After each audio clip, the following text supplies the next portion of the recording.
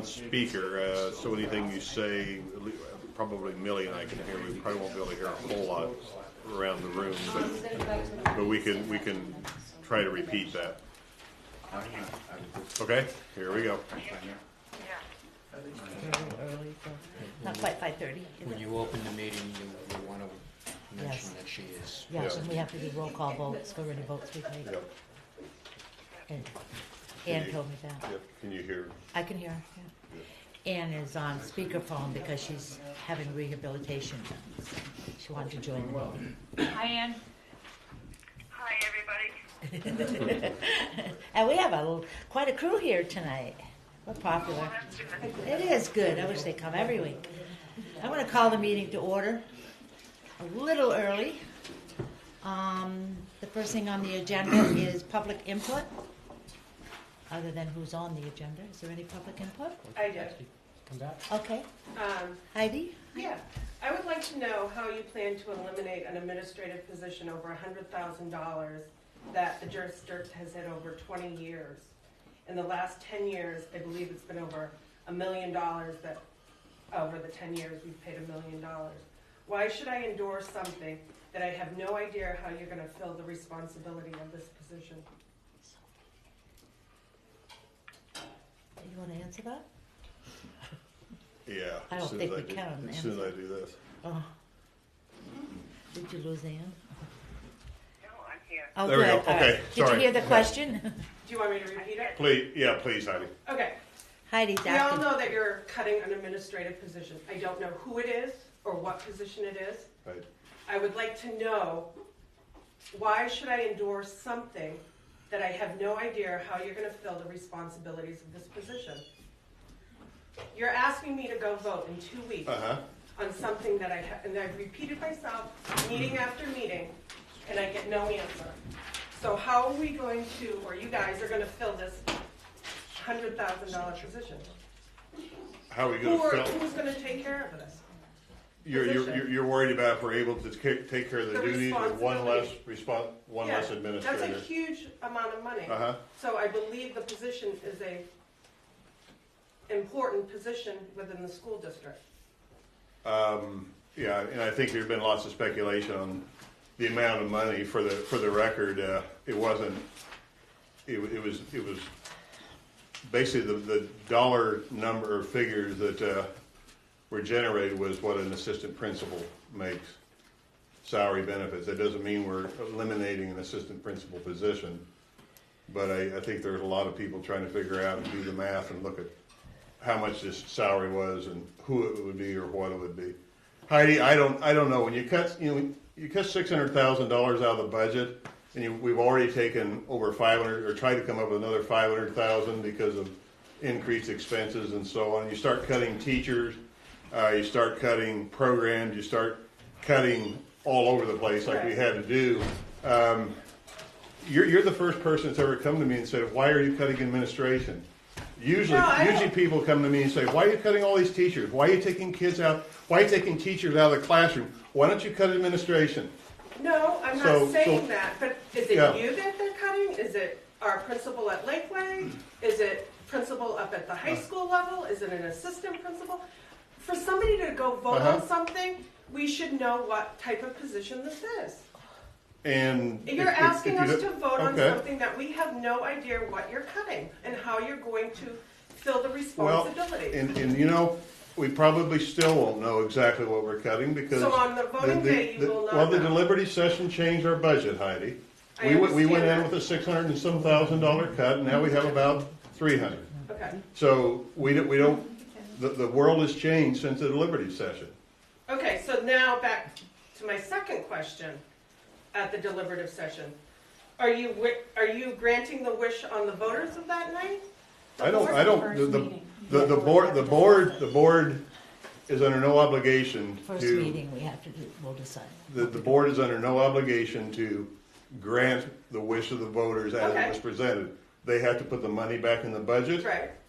Part of the function of the Board of Education and the administration is to make the best choices that we can. Okay. And again, I appreciate the question, but so your options are to either put those positions back in, right? return the money to the taxpayers, Which we could, yeah, or spend it in other areas. that's correct. That's Okay. Yep. And have you frozen the budget yet? We have frozen the budget. Now again, we can't literally freeze everything. We can't Okay. stop paying employees. Right. We can't stop fixing roofs that start leaking. But you know what I take that to mean is that we are very selective in what expenses that we approve out of the general fund, especially, and try to make the best decisions that we can there. So when will the board know? Because you have the board changing on this operating budget. So Heidi, this is our first meeting together Right. since the deliberative session. So by law, we meet as a public body. And so Right. this is our first time getting back Okay. together. So since the deliberative. So you'll be discussing that tonight publicly? It's not on the agenda. I think it'll Okay. take place after the vote on March 14th, I would imagine, because then the community will vote on that, Right. on the warrant. Okay. So back to my first question. You're asking us as taxpayers or parents, I'm going as a parent right now, not as a taxpayer. You're asking me to vote on something that I have no idea how you're going to fill the responsibility of cutting a $100,000 position that we've had in the school district for over 20 years. Again, I think it depends on, a lot changed since that deliberative session. I think I said that already. Okay. So basically, it's the same answer as before. What's that? I said it's the same answer as before. You have no idea. Thank you.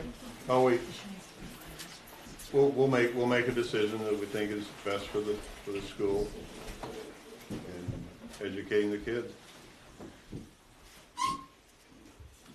But, okay, I'm not gonna sit here and argue with you about it. Well, I don't think you're arguing. I'm not. No, you're not. But I'm trying to understand that you're cutting a position over $100,000, which is a huge amount, that the district has had for a very long time. I don't know what position it is, and you're asking me to go in the booth in 2 weeks from now, and you guys aren't telling us how you're gonna fill that responsibility. That's right. We, like Leslie said, it was cut. We didn't do the cutting. So now we have to figure out how we're going to, the best way we can, manage our budget. It was on the paper that you're cutting this position. Yeah, we're The cutting board is it. cutting it. Yeah, we are cutting it, but we have to gather as a group now and see what we're going to do. And it's hard. We can't really come I up with understand that, but a good it's answer. 2 weeks from voting. We should know as taxpayers and as parents what is taking place. About that. Well, So if you don't like the choice, what do you do with the ballot? Just vote no, or vote for the default budget, or I'm just not don't sure, vote but at I'd all? like to know as a parent how you're gonna, you must Okay. know how you're gonna fill this position. Jim? You mean cut the position, You're cutting a position that's right? an administrative position, Mm-hmm. and you're not telling us how you're going to fill that responsibility. You can't tell me that's just taking out the trash, that $100,000. It's a big position, and I wanna know how you're gonna fill it. Heidi, can I add something? Sure. Just to the conversation. When we started this budget process, we asked Steve and the administrative team to really look at where we are and where we're going and realistically how we can sustain where we're going. And even though we've been in a position for a number of years to have an administrative configuration the way it's been, one of the tasks we asked Steve to do was really look at our administrative team as part of the overall process. Are we able to do the same amount with less without being reactionary to a tax increase, but can we do the same amount? Can we get more efficient? Can we look at ways to reconfigure our present? And if so, do we need as many administrative positions as we have presently? So one of the things we considered was if we were to cut one of those administrative positions, what would that do to our overall function of the school system? And based on our discussions, the board, we felt that a position could be cut. We were not absolutely sure of the configuration because we were still talking about some possibilities, but we were convinced that we could do without one administrative position. So that's why we didn't name a position, because we were still talking about scenarios. But what we're asking the voters to do is to trust our superintendent to give the school board good information to make a decision whether or not we can function as efficiently with less administration. And that's why we decided to cut one position without naming the exact position, because we still have talked about scenarios. I hope that makes a little more sense. So there'll be no public announcement before voting day, what position it is? Unless we're able to come to an understanding of how that works before voting day, we can't promise that it will be. So then it's a before new voting day. board as of March 14. 14, 14th. correct.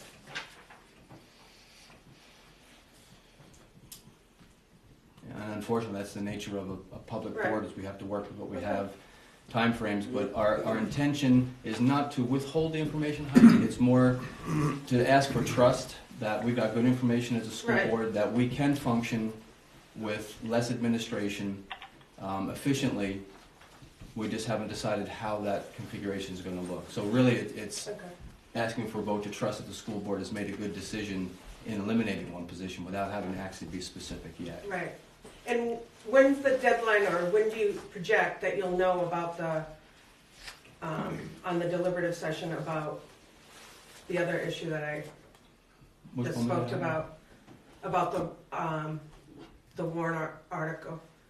Not the warrant article, but, with the voters of the night of the deliberative session? Oh, where we'll make the cut. Yeah, have- when will you make that decision? as soon If you're as we- gonna honor the voters, or, This will be the first time we talk about it. yeah? So we have to come to an agreement and a consensus to feel that we've talked about every issue. So I can't give you an exact date, but it will be as soon as absolutely possible. And that will be public Absolutely. before the new board is? I would love to say yes, but I can't vouch, I can't talk to the other board Alright. members. But it's not to delay, not to stall, not to withhold, it's just the technicality of dealing with a public board. You know, there's certain things we can discuss, can't discuss until we're together.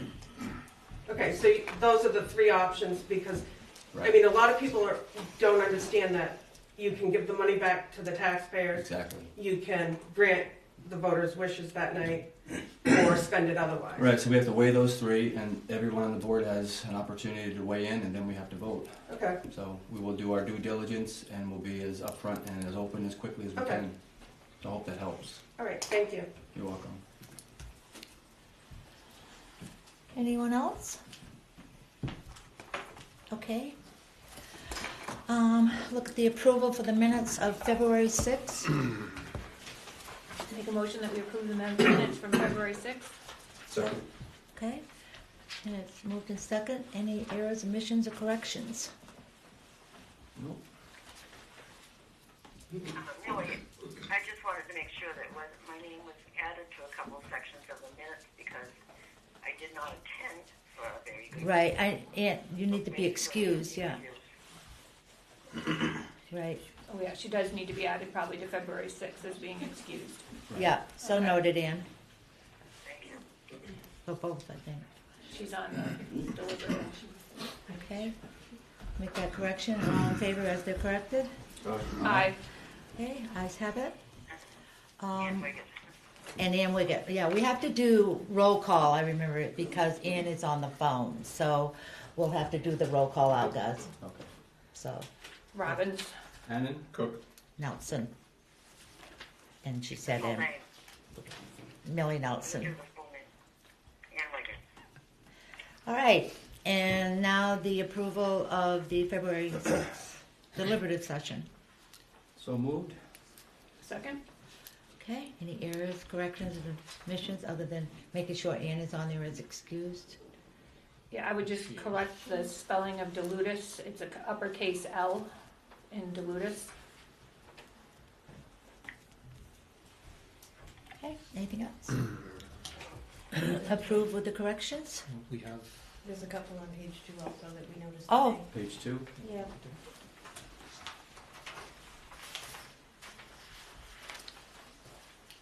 in the discussion of the increases and decreases, in the middle of that paragraph, it's as well as what the rationale, as opposed to rational. Oh, okay, So we're going to add an E to that. okay. And that last sentence has a couple of extra words. but as far as individual positions, final decisions have not been made. We're going to delete the "we have." Okay. Everybody got that? All right. Ask for a motion to approve as corrected, and full name on your roll call. Greg Cook. Jim Annan? Leslie Robbins. Millie Nelson. Ann Wigan? Okay. Okay, so moved. Let's see, I just lost. And, Patty, do you have my, I do. for now? Okay, we have Daisy Bronson, high school schedule, Joe Shea, Caitlin. Thank you. Yep.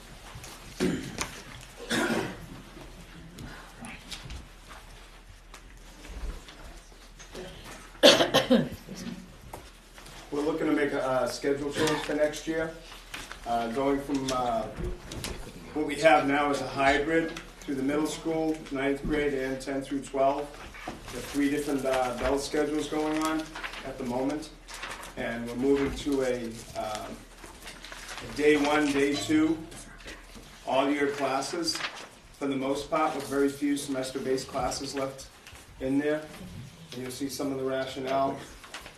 Yeah, so what I'm going to hand you is the current bell schedule that we have. So you can And you'll look to see in, why we might be changing this. 7th and 8th grade is on a certain schedule, 9th grade is on a schedule, 10 through 12 is on a different schedule.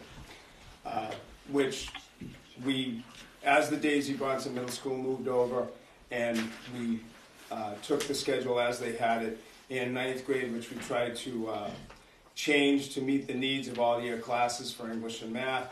We ended up with a hybrid, as you see in front of us, which really doesn't make it easy to use the resources that we have, or to make a simplified bell schedule. Caitlin also has the new bell schedule for next year, which will be for all 7 through 12. You'll see that it's a little bit more simplified. Thank you,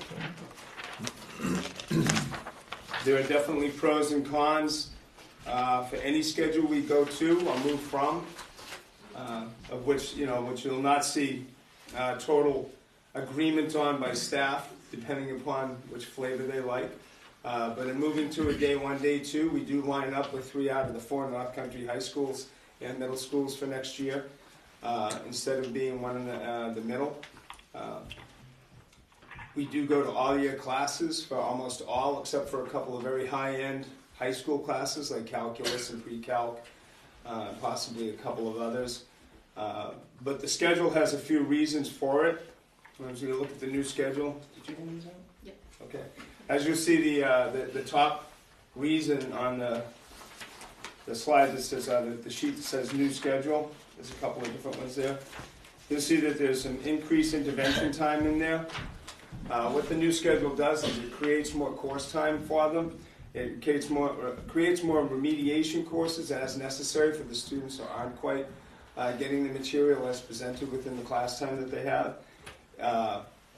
We lose a little class time in the middle school, but the remediation time actually adds to it for those students who need it. And for the students that don't need it, we have enrichment opportunities so that they actually gain class time also. It'll increase our course offerings in the high school.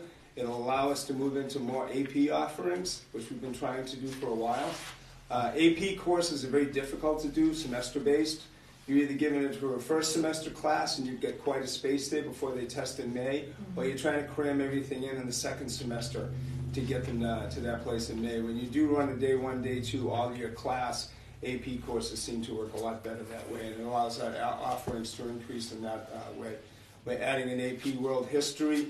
We're talking to our presently new chemistry and physics teacher to add a new AP Science class, and so we hope to add more offerings as we go along in the AP world. We do have quite an extensive list of Running Start college credit courses already, and this will also add to the opportunity of those being better done as far as the semester base goes, instead of as opposed to all year, vice versa. Actually, we're actually adding statistics this year to a college credit courses, and we hope to add more of a Running Start as we go along. It's also one that we've seen some of the most challenging transition times is the students coming into 7th grade and the students entering into high school in the 9th grade. And this schedule allows our staff to have collaboration and meeting time for a 7th grade team and a 9th grade team. Previously, we only had meeting times for a 7th grade team and an 8th grade team, and because of the different schedules and the different prep periods, we didn't have that same meeting time period opportunity for our staff 9 through 12. So this does increase those collaboration times for our staff, and it's also better for parent meetings that way too.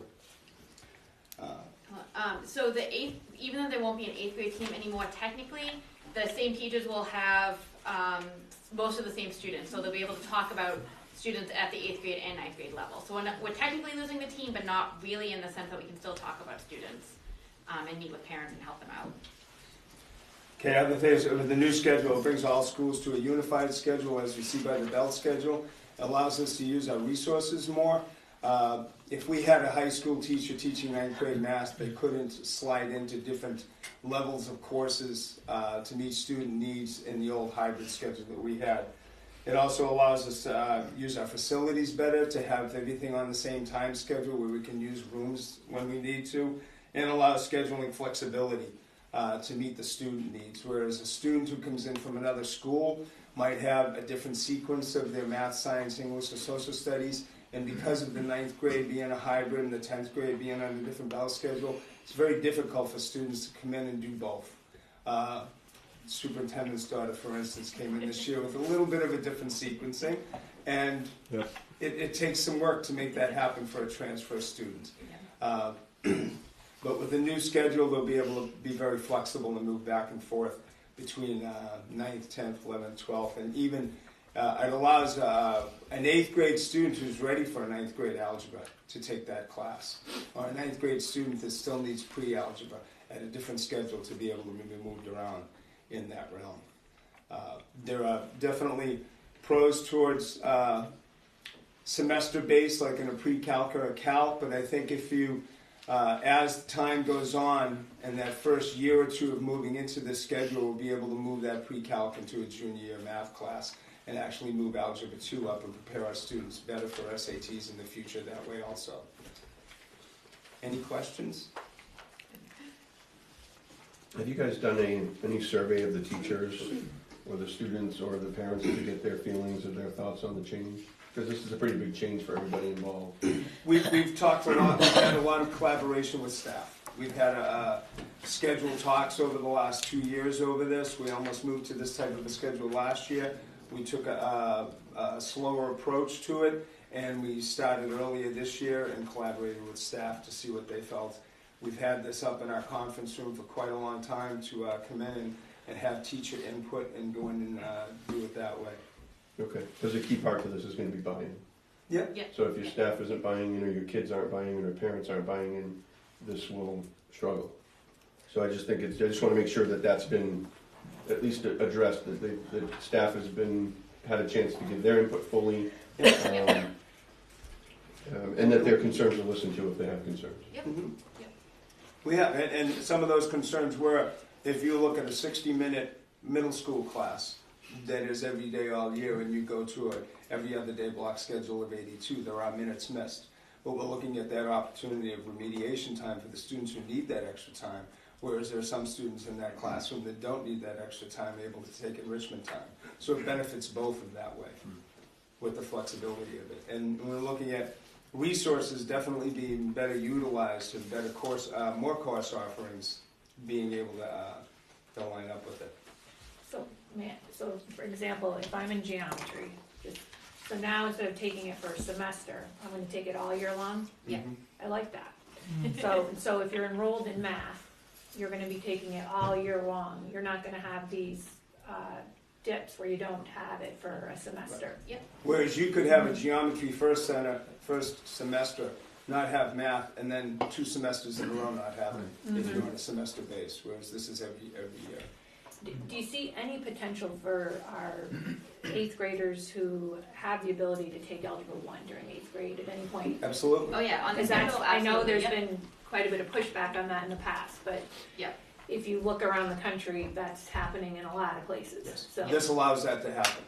As I said, for some ninth graders, they're not ready for Algebra 1. They're Right. still in need of a pre-algebra. There are some eighth graders ready. This unified schedule allows that to happen.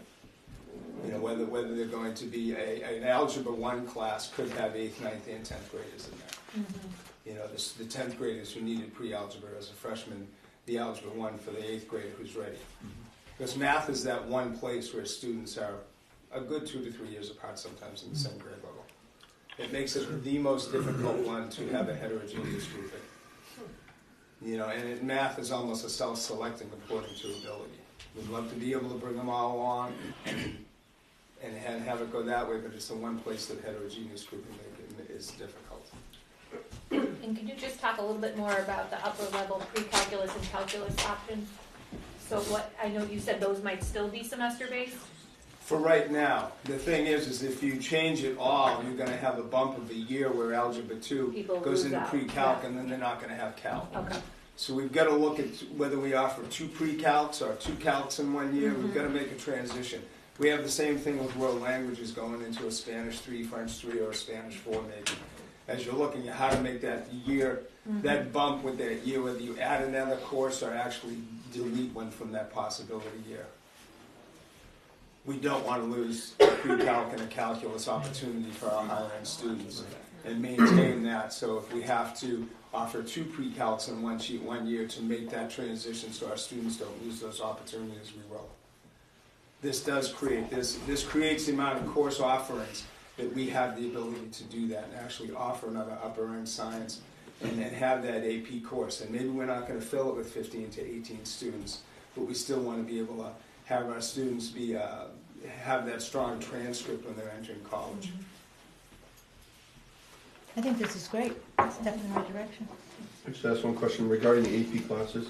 Is your hope that those would be actually live classes with a teacher, or is it going to be more online independent study, or is it going to be a mix depending on the courses? Right now we have 10 different AP classes happening in the high school. Unfortunately, only one is taught by a live teacher. Okay. We want to move away from that and have more in-house regular AP. So the first year we can offer an AP English Literature along with an AP World History and go day 1, day 2. So we have our higher end students who want both of those, being able to take them both throughout the year and be well prepared for those math exams, and try to move away from the fact that we have, you know, a student on an AP Environmental Science, AP Calculus. We have another one, an AP Psych. I have 10 different tests coming up in the spring, but only one live teacher. Is that So we want typical, to Joe? transition. Excuse me? Is that typical, kind of, to have that many enrolled in? Different AP classes? Lately it has been with the use of Odysseyware Yeah. and good AP online offerings. We've been able to do that, but we'd like to move a little bit away from that into more of the live classroom and use our resources appropriately. How are we faring on the tests, the kids who are going through that way? Are anybody getting 3s and up? The kids who actually take the AP exams, like at the last spring in May, did anybody, how did they do? Our online courses, the students who are the type of student that can handle those students, handle those classes, do as well as the in-class. Yeah. But not everybody can handle that type of an online No, class. and I understand that, Yeah. but I just want, but so some of the kids who are taking those classes are scoring well enough to get college credit. Absolutely. Yeah, that's excellent. Every year. So, And we'd like to increase that. And I think by offering stronger courses sophomore, junior year, we're going to be able to prepare them better for those senior year AP classes. And there's even opportunities to start taking them as juniors and seniors to have more of them available.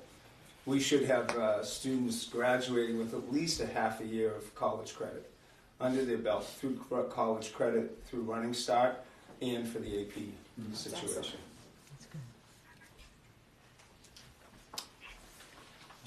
Good job. Thank you. thank you very Thank you. much. Question? Sure. Yes. Yeah, Ralph Hodgman, I'm not an educator, I'm still learning your educator terminologies. When you say all year, going to all year, you're not talking about a 12-month period. No, You're the talking about school just year. the school year. The school year. I just want to verify that. Okay. End of August, middle of June. Okay. Everybody over here would panic if I Just keep them all a heart attack. Some of them work all year anyways, but not all. Yeah, good. Thank you. Thank you guys Thank very you. much for coming. Okay, then, next thing on the agenda is the driver's education, and Mike's going to do the presentation. Thank you. Hi, Mike. Yes, this is the spot over here. Sure, yeah.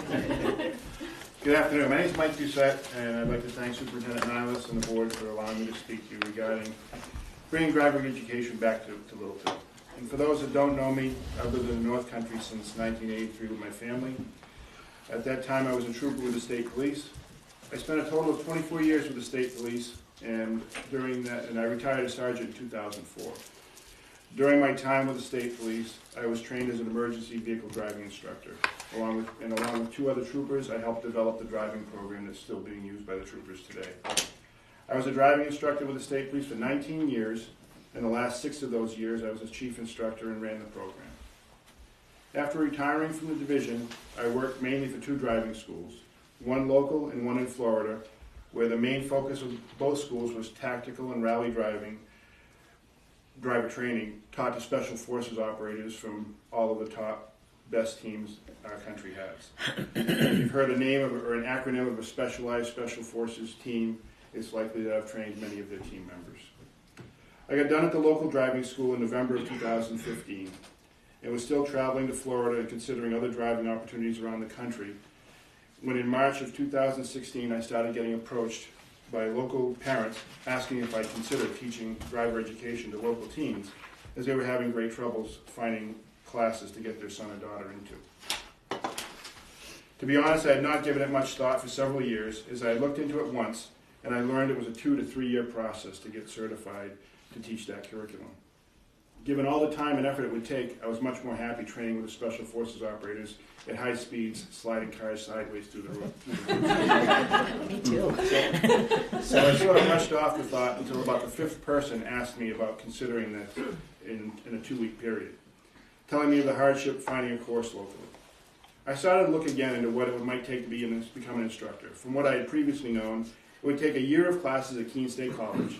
Then I would have to work for a driving school for 2 years before I could get a license of my own to open my own school.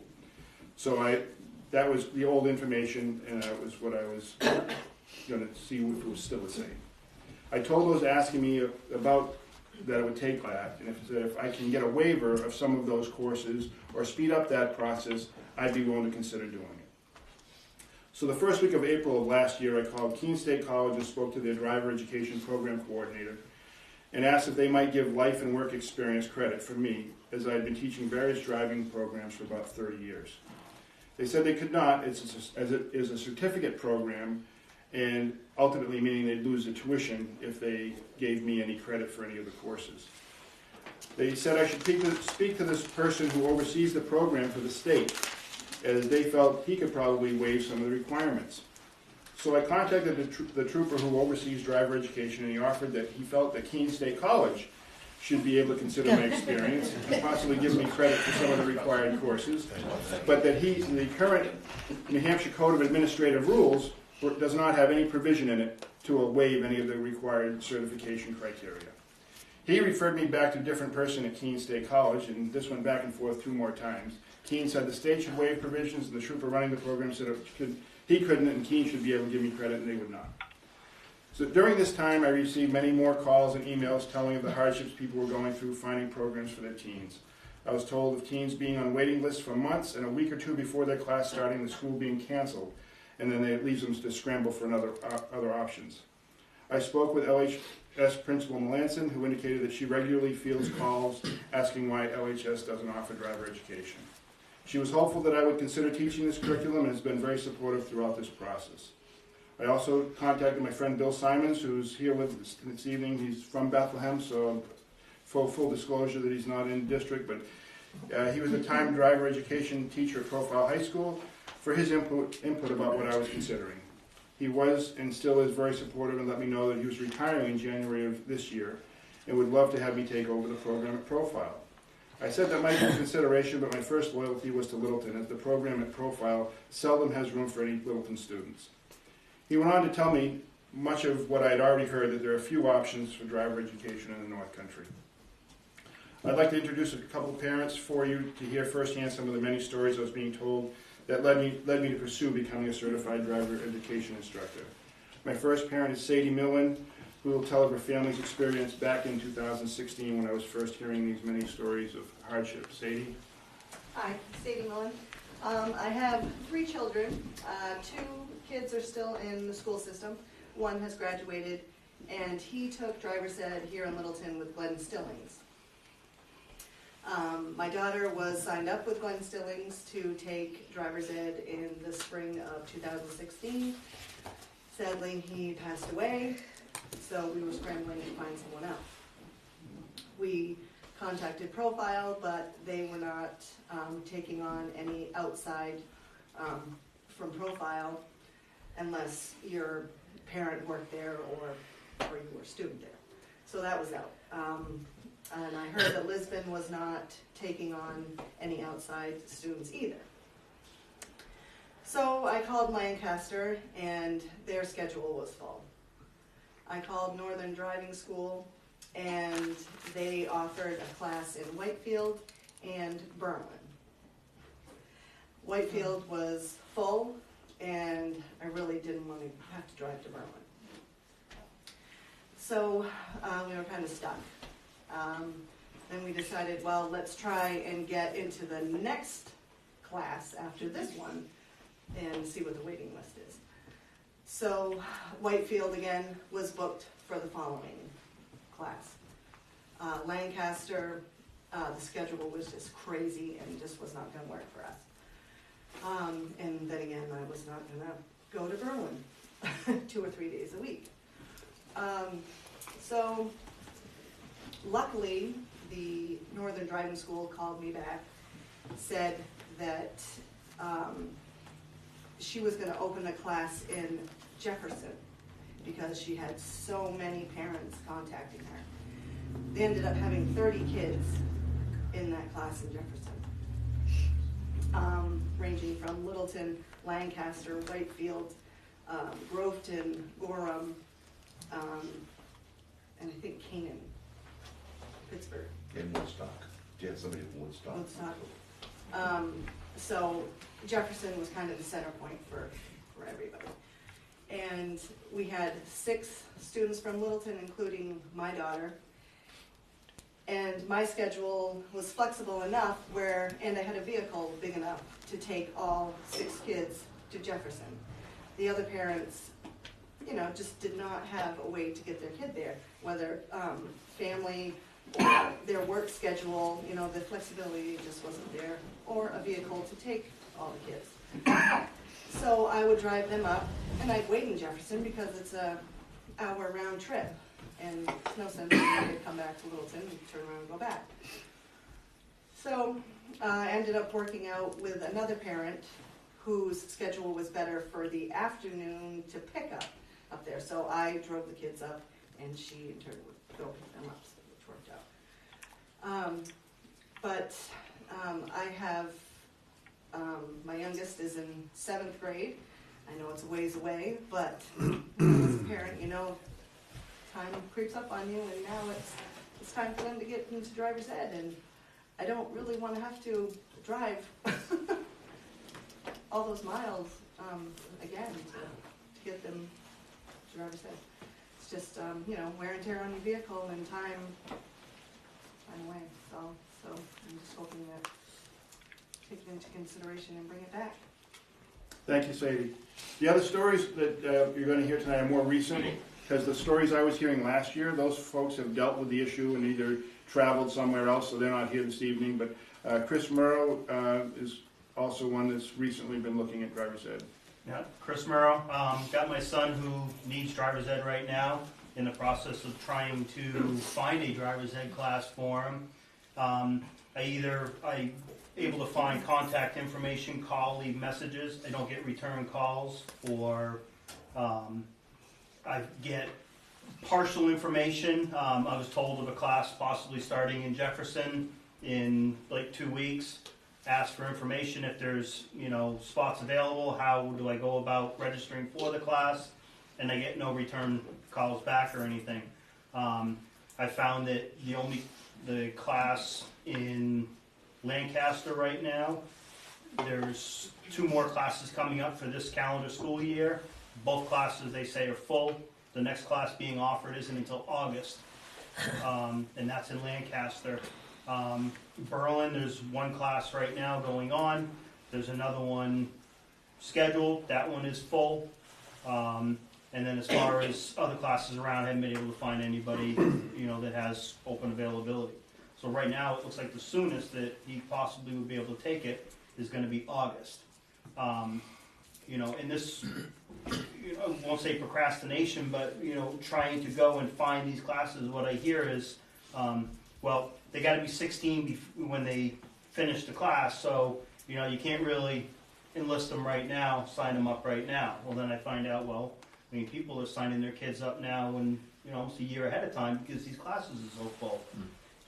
And getting mixed information from some of these schools themselves, and a lot of them are only servicing that local area. So, being outside of that area, they're not even considering you. They're treating their local kids first, and, you have to wait to see if a child doesn't, show up to the class or, Are these private driving schools you're calling? Are they private? Yes, they are. Yeah, okay, that's what I thought. Yeah, okay, so they're not run by the high schools, but they're a private driving school using that facility. Okay, got it. Profile was taking kids, maybe about a year and a half, and it's just that like last year, I had 77 profile kids for 3 groups. So this was a big sophomore class. So I just couldn't take any more kids. One of my big concerns about all of this is if you look at the driving and the travel time, and then, these kids have to have, driving time with the instructors. So for their driving time, we have to drive them to these locations also. Academically, when do these kids have a chance to do their studies? My son plays sports. What does he do for sports? He's missing out on practices, game times, because you can only miss, I believe, 1 class out of the program. 2? 2. So, at this point, it's which one do you do? How long are the classes, Chris? I think it's depending on. They it run varies where you go. Right. Yeah. The least it can be is 5 weeks. 5 weeks. And generally, I've seen classes 8, 9, up to 15, 16 weeks. Oh, okay. So depending how often they meet each week and that type of thing. I think in our area right here, we definitely have the kids that need this, and I think for the safety of the kids, for the benefit of their academic studies, for their ability to play sports and participate. Yeah. Having a program here only benefits these kids. So you're saying you would prefer to see it during school? Is that what you're saying in terms of is that what you're suggesting? That would be ideal. I think all the way around. I know these kids have a lot of phys ed time and stuff. There's definitely class times in there. I think that they could work. Doing a driver's ed program, some of these, if you're playing sports, what the phys ed, miss, a class or 2 a week, is it critical? Didn't we all take it in high school? Yeah. Yes, and you didn't have to miss anything after school. You didn't? And you got a credit for it. Yeah. I'm from New Hampshire. Can you do it during the summer? Okay, so you can't drive. California, you took it during high school. I have 2 more folks. The state of New Hampshire, the state stopped funding. They used to give the 2011. schools Driver's money ed. towards this, and so that's back then when that stopped happening. A lot of the schools stopped doing it. So I have a question about that. When I was in high school, I paid $250 for it to be in school. So it was during school time, but my parents still paid for it. Yeah. So if he's in the building and it's during school time, and the parent still pays for it, what is the funding needed to be for?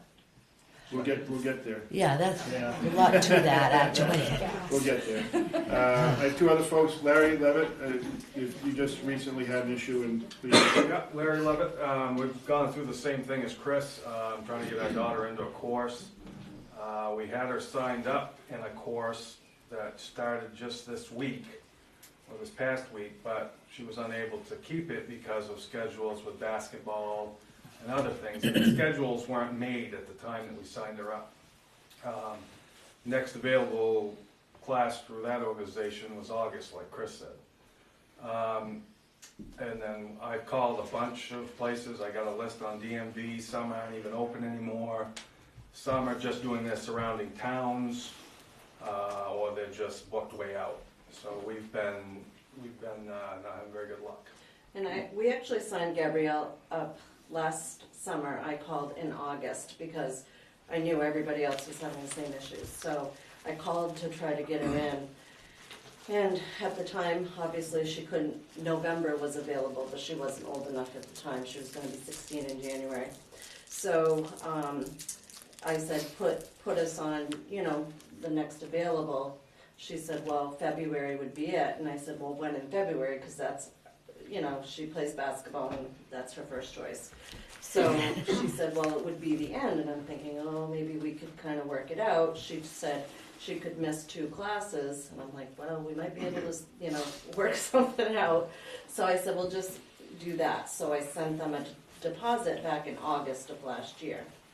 Obviously now we're hitting playoff time, and that's, we asked her, and she said, well, obviously basketball, so I called the lady and I said, hey, is there any way we could swap her out with somebody in the March class? I'm sure there's a kid in March that would love to get their license in February. And she said, well, I can't give you any information on the kids. I'm sure your daughter knows somebody. I put Facebook posts out there. She, instead of saying, well, let me call a few people on the list. Or have them call you. Exactly. That was my answer. I was really frustrated, and I said, okay, well, I put stuff out. Susie shared my stuff. A lot of people shared it. Did not hear from anyone, so I'm guessing maybe it's people from other towns and stuff like that we may not know. But so I said, when would she be able to get in again? She said not till August. I said, we've been on a list now since August of last year. I mailed you a check, and this, you're telling me now she's still gonna have to wait? You couldn't try to, She said, nope, I can't give you any information. So I called her actually from the game Friday night, and I said, Gabrielle's not gonna make it, I just wanted to let you know. And she goes, oh, well, hold on a second. Well, we might have a duplicate on the April class, but I'm not really sure yet. Very disorganized, I actually had no information leading up to the class. Never heard of things saying you received your check, or anything. So we could be on the April list. If not, could be on the August list. Obviously, my child is not happy that she has to wait till August to get her license, but that's where we're at. She turned 16 already? In January. Can I add something? If you do find other classes that will take Littleton kids, other towns or other schools, the schedules are such that you can't meet them. I mean, Lincoln takes outside kids, but the schedule is 3 to 5, Mondays and Tuesdays. So when you get out and pick your kid up, if you can, at 2:45, you gotta make it to that class by 3, then They're it's probably either gonna not. have to miss. You know what I mean? It's just really tough, and that's a fairly close one, but these other ones, it's like, real tough to get there. Did you get your deposit back? Well, this was another thing I did. Well, Friday after I was going through, of course, I had messaged Dale in between. I said, Dale, I'm not trying to put you on the spot, but when will your practices be? Because I was just trying to figure out, she told me, I don't care, I don't need to know what she's missing for. It just needs to say it's an emergency. So we knew we were, with playoffs, okay, it's going to be a couple Fridays. And then Dale said potentially it could be 3, and I'm like, I'm not gonna pay for a class to have to retake it all over again. So we decided to cancel ahead of time. Well, I called the bank to see if my check had cleared, because I couldn't see it on my statement. She had not cashed my check yet. So, which I found interesting. I don't know if she holds it until you actually take the class. So I'm like, do I put a stop payment on this? What do I do at this point? Because I don't want to like lose my money. But, you know, so she said, well, I might, if you go in the August class, I might need you to write me a new check. And I'm thinking, I ain't writing a new check until I know anything. Because I just felt that it was a very, This is I don't mean unconscionable. I don't want to talk bad, but they seem very disorganized and very, like, we just had It no. might be because they're so overwhelmed, because And I it's one of the understand only there's a lot. classes around. See, I taught driving for 43 years. I ran my own driving school. I And think I my wouldn't kids- dare to do this on parents. I wouldn't We're dare. gonna have to That's, move it a little that's bit. I gotta unconscionable. move along. John Piet, real quick, John. I have a best case scenario apparently. My daughter turns 16 in May. My wife is an extreme planner, so just like the Levitts, she contacted Hull Driving. She called like 4 driving schools, ended up with Hull Driving School, and for a class in Meredith. That would have to travel down Did to it just say Meredith Meredith? every- Meredith, New Hampshire, yes. So we put the deposit in because that's the only one we had available. And then we're following up because it was supposed to start very soon. And we're following up to make sure that everything was all set. Yeah, we don't have her. What are you talking about? What? It's a very similar situation. So a little disorganized. And to get back to exactly what Larry was saying, upon talking to him later, he's like, I used to have to advertise 3 years ago. 2-3 years ago I was advertising. Now I'm overwhelmed with, people and trying to fit people in and all that kind of stuff. He was flexible. He was able to work things around, so she was able to get into the class because he was able to find our check proving that we gave him the deposit.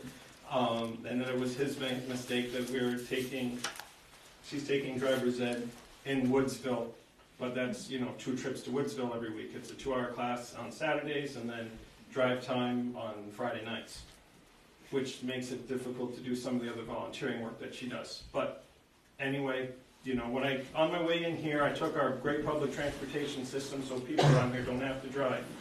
Wait, there isn't one, right? So anything we can teach our teenagers while they're in high school, driving is probably the skill they're going to use the most. Maybe short of reading, but let's be honest, most of the reading that people do is at a pre-high school level, let's say an 8th grade level of, street signs, forms, magazines, newspapers, all that stuff. If we can't teach our kids driver's education, I think we're failing them in a major life skill that they need to survive up here. Okay. And it's not easy. Thank you, John. Jim Alden from Shutters just recently went to Laconia 3 days a week to get his son driver education. So, as far as I'm aware, talking about the school in Lancaster, they run every Friday, Saturday, and Sunday for 5 weeks. Students have classroom sessions Friday night, then Saturday and Sunday mornings. At 8 o'clock in the morning. Yep, and then the issue comes up that if a student has classroom early in the morning, they may not have drive time till 5 o'clock at night. So it could be 10 trips back and forth to Lancaster for a family on the weekend. Carpooling's great, but it's an awful lot. There's other classes. The Woodsville class, a 15-week program, mostly Saturdays. Woodsville High School students are given the priority as the programs run out of their school.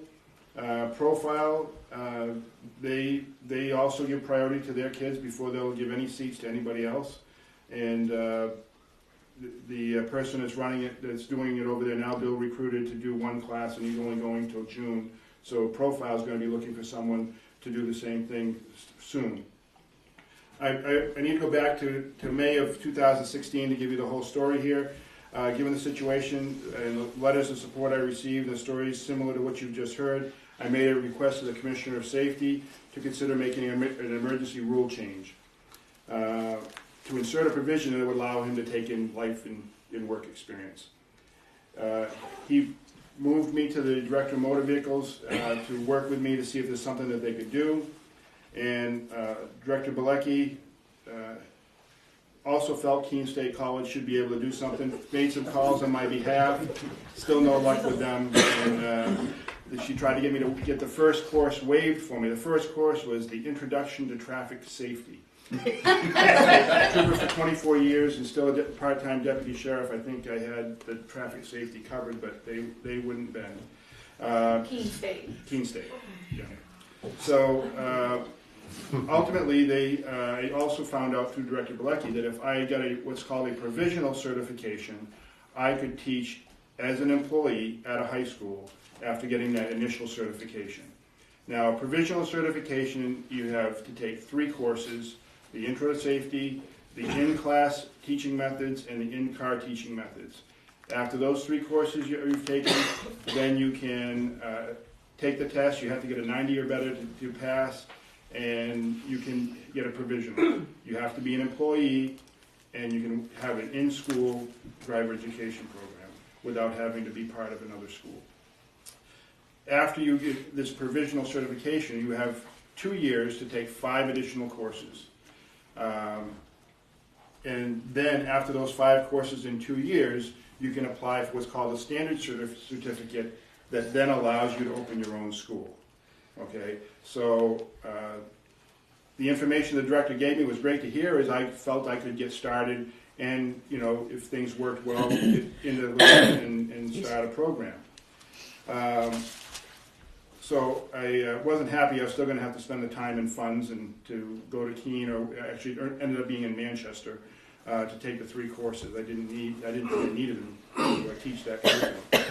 So I was also asked by Director Bilecki if I'd serve on a committee that she would put together that would meet with leaders of the New Hampshire drivers education community to work to find solutions for what to do with persons such as myself with experience who want to be drivers education teachers, because there's several areas of the state. South toward Keene is one area, and all of the North Country is an area that they're seeing is lacking for opportunities. So I offered to be on that committee, and even though I knew it was probably going to benefit me. In July, I met with Superintendent Bickford and inquired if there might be any grant monies available to assist with tuition, where there's a hardship in our area for this class, and I was doing this to assist the school and community. He indicated he'd look into that possibility, and we also discussed the possibility, if no grant funds were available, of the district covering the tuition, or if that wasn't acceptable, possibly loaning me the money and paying it back as we went along with the courses. I met with Superintendent Niles as soon as he arrived to bring him up to speed where we were and the needs expressed by the school and community. He's been supportive of bringing the program back since I first met him, and was planning to bring a tuition proposal to the board in August, but time was short as the first course was starting before the next board meeting. So I told him I'd make other arrangements for the tuition. In hindsight, I wish I had pursued that, because then the board would have been in the know and on board with this program since August rather than now. So in the meantime, you've had a few discussions with the superintendent and Principal Melanson regarding bringing driver education back to LHS. They've not been able to speak my name, or what we've done to this point is I understand fully that no position can be earmarked for a certain individual. I have no problem with that, as if there's a person out there who wants this position once approved, and they have more experience than I do, I would be happy that they got the position. From the very beginning, I expressed to Principal Melanson and Superintendent Bickford, Assistant Superintendent Smith, and Superintendent Niles that what I was looking for pay, and considering the time and effort and cost to pursue the certification. You've received the sheet previous meetings as to what that was going to be. I've modified my needs and commit to Superintendent Niles and the board that I'll make some concessions to make this program as budget neutral as possible. There'll be some startup costs that I do not feel that should solely be on my shoulders. It's my understanding that Littleton Chevrolet may generously consider donating a car to the program. We will have to put a right side brake in the vehicle and a roof sign. Fuel and maintenance should be able to be covered with the school's portion of the tuition. I'm told that we have umbrella coverage from Primex so that there will not be an insurance cost issue. I also understand from watching the board meetings in Channel 2 that Principal Melanson may have some unused textbook funds to purchase the needed textbooks without having to go over budget. I'm hopeful this is still the case. The other issue came up to me in October that I am a retiree in the same system that the school is covered by. Given my position as a retiree and being still a part-time deputy at Grafton County, I'm limited in the number of hours I can work each week. The good news to the district of this is it'll keep me under the hours that would require the district to have to pay me any benefits as being a part-time employee. I still do other programs around the country now and then, and from day one I expressed to all administrators I spoke with that I needed some scheduling flexibility, but that I would guarantee to get in at least 4 8 or 9 week programs of up to 16 students in each calendar year. If I could fit a 5th class in with my schedule, I'd be willing to do that, but I would guarantee to get 4 in. This would mean at least 64 students would be able to get into a driver education program here in Littleton. I ask you to think about how much that will save area families in time and transportation headaches. I know that there's a wish for that I or whoever gets placed in this position were able to be a contractor rather than an employee. No one wishes this more than I do, as my hours would not be an issue. Late last month, I received a letter from the Commissioner of Education that she personally reviewed my training and expertise and reported to the Director of Motor Vehicles that I meet all qualifications to receive a standard certificate. You know, the 5 courses and that, I don't have to take any of those classes. While ecstatic to hear this, my excitement was quickly tempered by the Director of Motor Vehicles, who said that now that I have a provisional certificate, they don't see an emergency to require any rule change to any of the other rules. So at the moment, I still have to wait 2 years from my January 5th date of getting my certificate to obtain a standard certificate that would allow me to open my own school and be a contractor. I do plan to make an appeal to the Commissioner of Safety to consider putting in such a rule change that would remove the time limit once a person meets all the other qualifications. But there's certainly no guarantee that any change will come about. I hope I have shown the need for the program here in Littleton, my commitment to help the students at LHS and their families. I believe I've shown good faith, and I'm willing to do all I can to make this work. Superintendent Niles has previously given you some proposed numbers on costs, and I'm willing to adjust my side of those prior numbers some to do what I can to make this budget neutral. As far as another option to assist with funding the program, I offer that SAU 84 might be able to reach out to other districts and have them pay a fee to guarantee a certain number of seats in each class in one or more classes for their students, as options for classes for all of these other schools are becoming as limited as they are here in Littleton. I thank you for allowing me the time to make a presentation. I hope I've given you enough information to make a vote on this, and I ask any questions you may have, I'd like to answer. I had some until you finished your presentation and you answered them, so thank you. I wrote them down, but you've already answered them. Great presentation, Mike. John. Thank you very much, and thank you to the parents who came and thank you expressed your concerns. I really appreciate it. I want to add that those parents, us, it's over $600.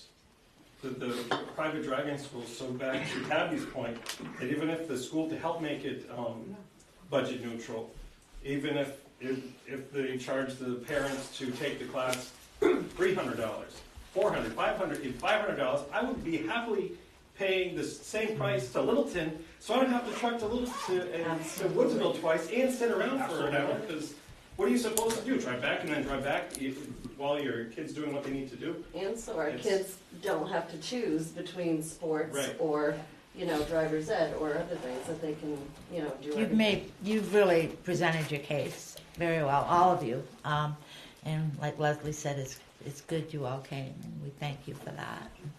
Mike, you did an excellent job. Thank you. Can I ask you about the textbooks? Absolutely. So are they reusable? How does that work? Hard copy textbooks. So they're a hard copy? Hardback They don't get outdated? They won't. The latest edition is a 07 edition, but there hasn't, the prior one to that was like 10 years previous, so I don't see them. The 11th edition is the one that's out now, and that was the quote that I had gotten for you, that I believe you were given in the earlier meeting. Is this sheet this is what we got before. Is this, Joanne, is this what you presented to us? Is this based upon what your discussions with Mike? Okay. So those numbers haven't changed, so, okay. And as I say, I'm willing to adjust mine a little Sure. to make it work so that there's a buffer that the school has. I might ask to go no more than 2 scholarship students if I'm going to reduce what Sure. I'm getting to start with. No, I don't have anything about that. Right, yeah. So we haven't heard about that. So. Well, I said that I'd be willing to take up to 3 scholarship students at half rate. Oh, no. Oh, okay, yeah, we didn't get that Try and take care of the kids that need the driving but that can't afford it. I have a question that's probably geared towards Joe. How does this program fall into next year's new schedule that you have presented to us tonight? It would work well. Mike came in and met with me earlier as far as looking at how many students would be eligible age-wise and would be in the option for that program. And how we used to do it, we used to do half a block course for an entire semester, which covered all the 35 hours 30 class hours, time, 30 hours of 30 class time, and 10 hours of driving time per student. And that was covered within a single semester. Now, that's one of those options with the day one, day two, all year classes. We can run, let's say, a PE class. It would only be a semester, and then driver's ed for sophomores only. So we can it's flexible enough for us to do something like that. Even if it was going to be a full block and it was 9-week classes, we could still run opportunities for sophomores and the juniors who haven't had it yet to be able to work it in. And I talked to Mike before, he said, as we've done it in the past, whether it be an in-house, in the schedule program, and maybe one outside, also for those students who actually couldn't fit it in because of, whether they have world language and band and music and just couldn't fit it into their elective programs. We also used to run an occasional one outside the regular school schedule, and maybe a summer program to be able to capture those kids. Do you see that happening? Yeah, absolutely. I wanted to be as much in school as possible. That was for early on. But he's saying they used to opt because he's saying that some students, based upon their schedules, their academic schedules, and that definitely is a concern of the board, which I know you appreciate that. Mm-hmm. So if you have be... some kids who maybe are taking those, they're going for French 3 and Spanish 3 and 4, who might not have as much flexibility in their schedule, and I guess I'm going to rely on, what Joe's saying. They may not be able to get into it like that. Right. But that's going to be, wouldn't that be more juniors and seniors? That would be more of the upperclassmen. Usually as a sophomore, we can fit it in that it would meet their opportunities, especially with the new schedule.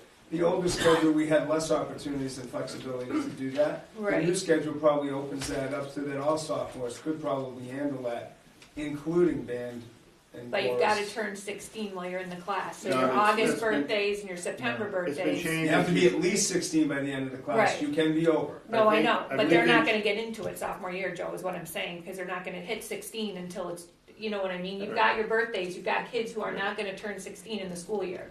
Yep. I thought that law changed. It is. It's She changed. told At me. 15 and 9 months, you can start taking it, Yes. regardless. And if you 15 turn, and 9 months, yeah, okay. you can But start. what, taking- but you'd start, and how long are the classes? It depends what we call. Yeah. I'm planning for 8 to 9 weeks. Yeah, is you what I'm- maybe if you did a accelerated late class, you know Yeah, what I mean? and You I might can- catch those summer birthdays so Right. that they, depending on how you do it. And I quite likely will be doing a summer class. Okay, And that's usually where we caught that as yeah, extra okay, kids. yeah, I think my boys were in school, they did the summer. okay. Yeah. Because as I And now said, it's with Gary. I'm planning for the 4 classes. I would probably do the first two sessions of the school year, one in the summer and then one late in the year, because as I said, doing other things, the state police wants me to come back and do their driving program, and that's in the fall. Okay, in the interest of time, and we have a long agenda, you guys, you've done great. Thank And you. I appreciate it. Hopefully we've given you enough that you can make a decision. And I think Thank you've you. given us a lot. Thank you very much. Thank you all for coming. Thank you, parents, too, for spending your time. Okay, moving along here. The manifest has gone around, so we'll leave that out. A treasurer's report.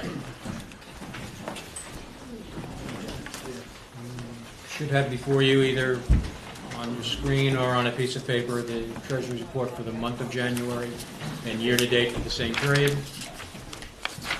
Nothing particularly notable, other than the fact during January we did receive the third of the 4 adequacy aid payments. So we're up to date with the state. And you are seeing some more grant payments and such starting to come in, whereas we had been behind a little bit before. So we're pretty much up to date and everything is still flowing.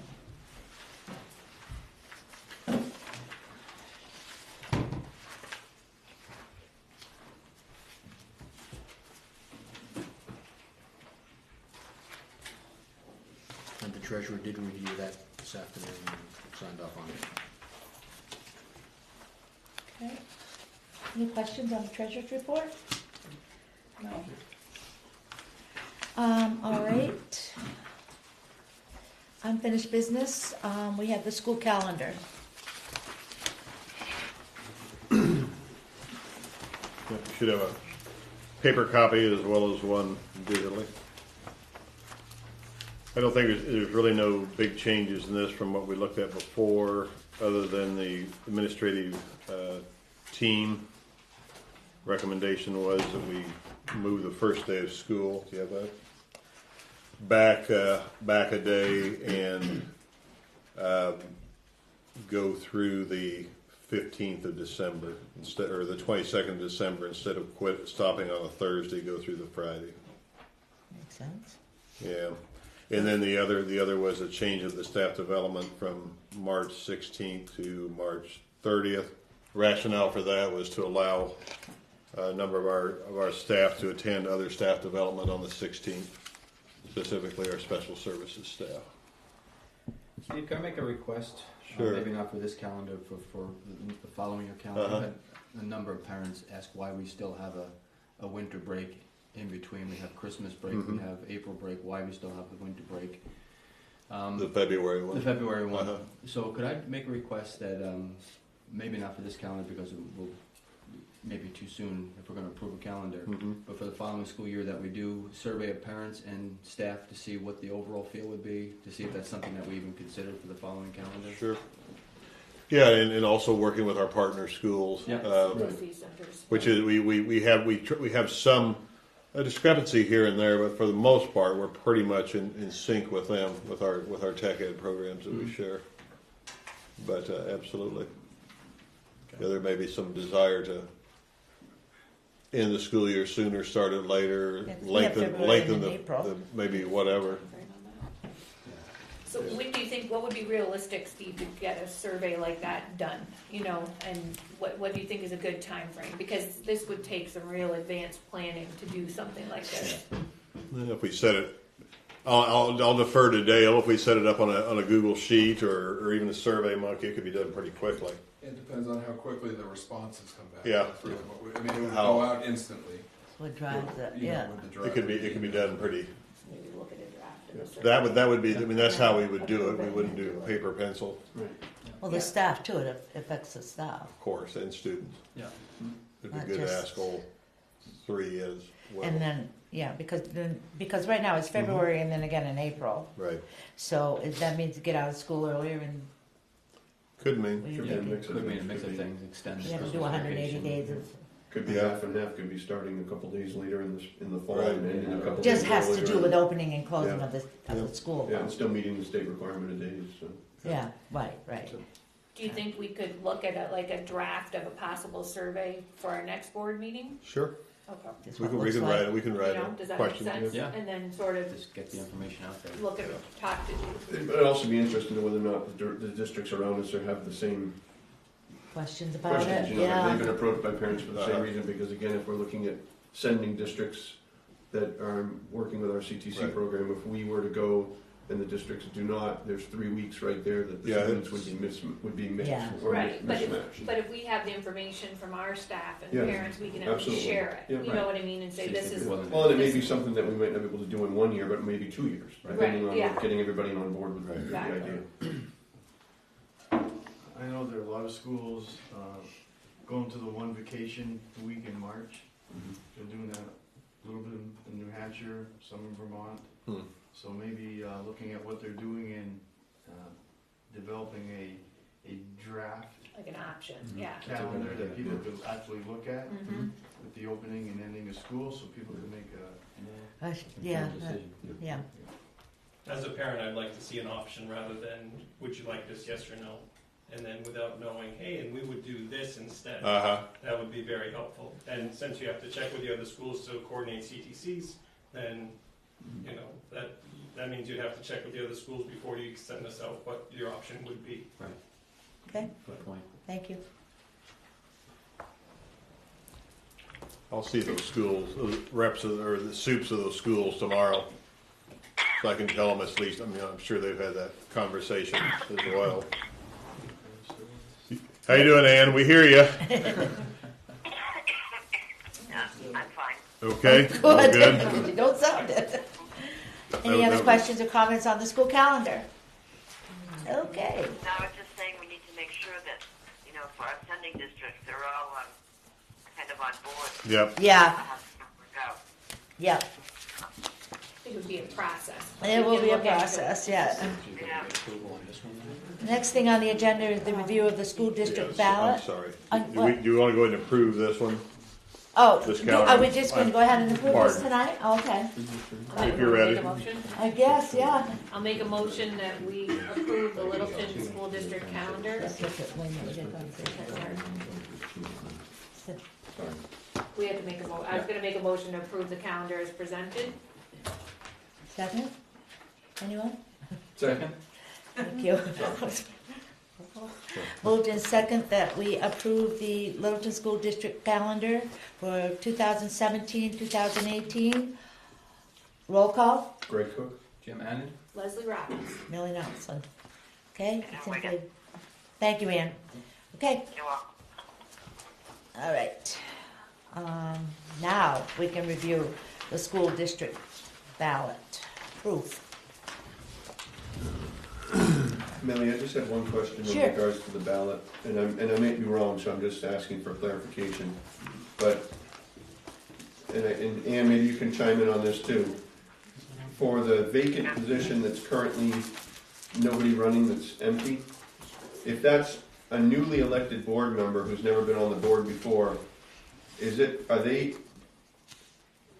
a 3-year position as a new member, or is it automatically 2 years because I thought it was when you were a newly elected board member, your first term was automatically 2 years. Am I wrong about that? No, it's staggered. No, there's 2 3-year positions and 1 Okay. 2-year position. And I believe Jim has signed up for the 2-year position. And Yeah. I signed up for 1 of the 3 years. Okay. Yeah, that's we all got I you wanted on the to- proof. That Yeah. was the only question I had. Okay, Yeah. thank you, Ann. You're welcome. I have Yeah. a question about Article 7. Yeah. Okay, we got a question on Article 7. All right. I know that we haggled back and forth about this, but is it possible to, at this point, to change or add wording? This is just a proof to my, This was the petition. No, I don't think you can add anything. oh, you mean else. the actual petition? We can't change it. Because it doesn't reflect, it doesn't really define. To see if the school district will vote to maintain the authority and continue the retention of years and unassigned funds, which was granted on March 3rd, 2013. That's what Because was I would, voted if I on. was, right, if I was reading that, it would mean all the funds, rather than stating the 2.5%. So, I know that we can't change it now, but the impression is that the school board has the authority to retain all of the money when we read that. Yeah, we continue the retention of years and unassigned funds. Rather Which was- than the yeah. up to 2.5%. Yeah. You know, I know it Right, was I late, and I know understand. we were all bleary-eyed at that point, but Mhm. I guess we're kind of stuck with the wording then.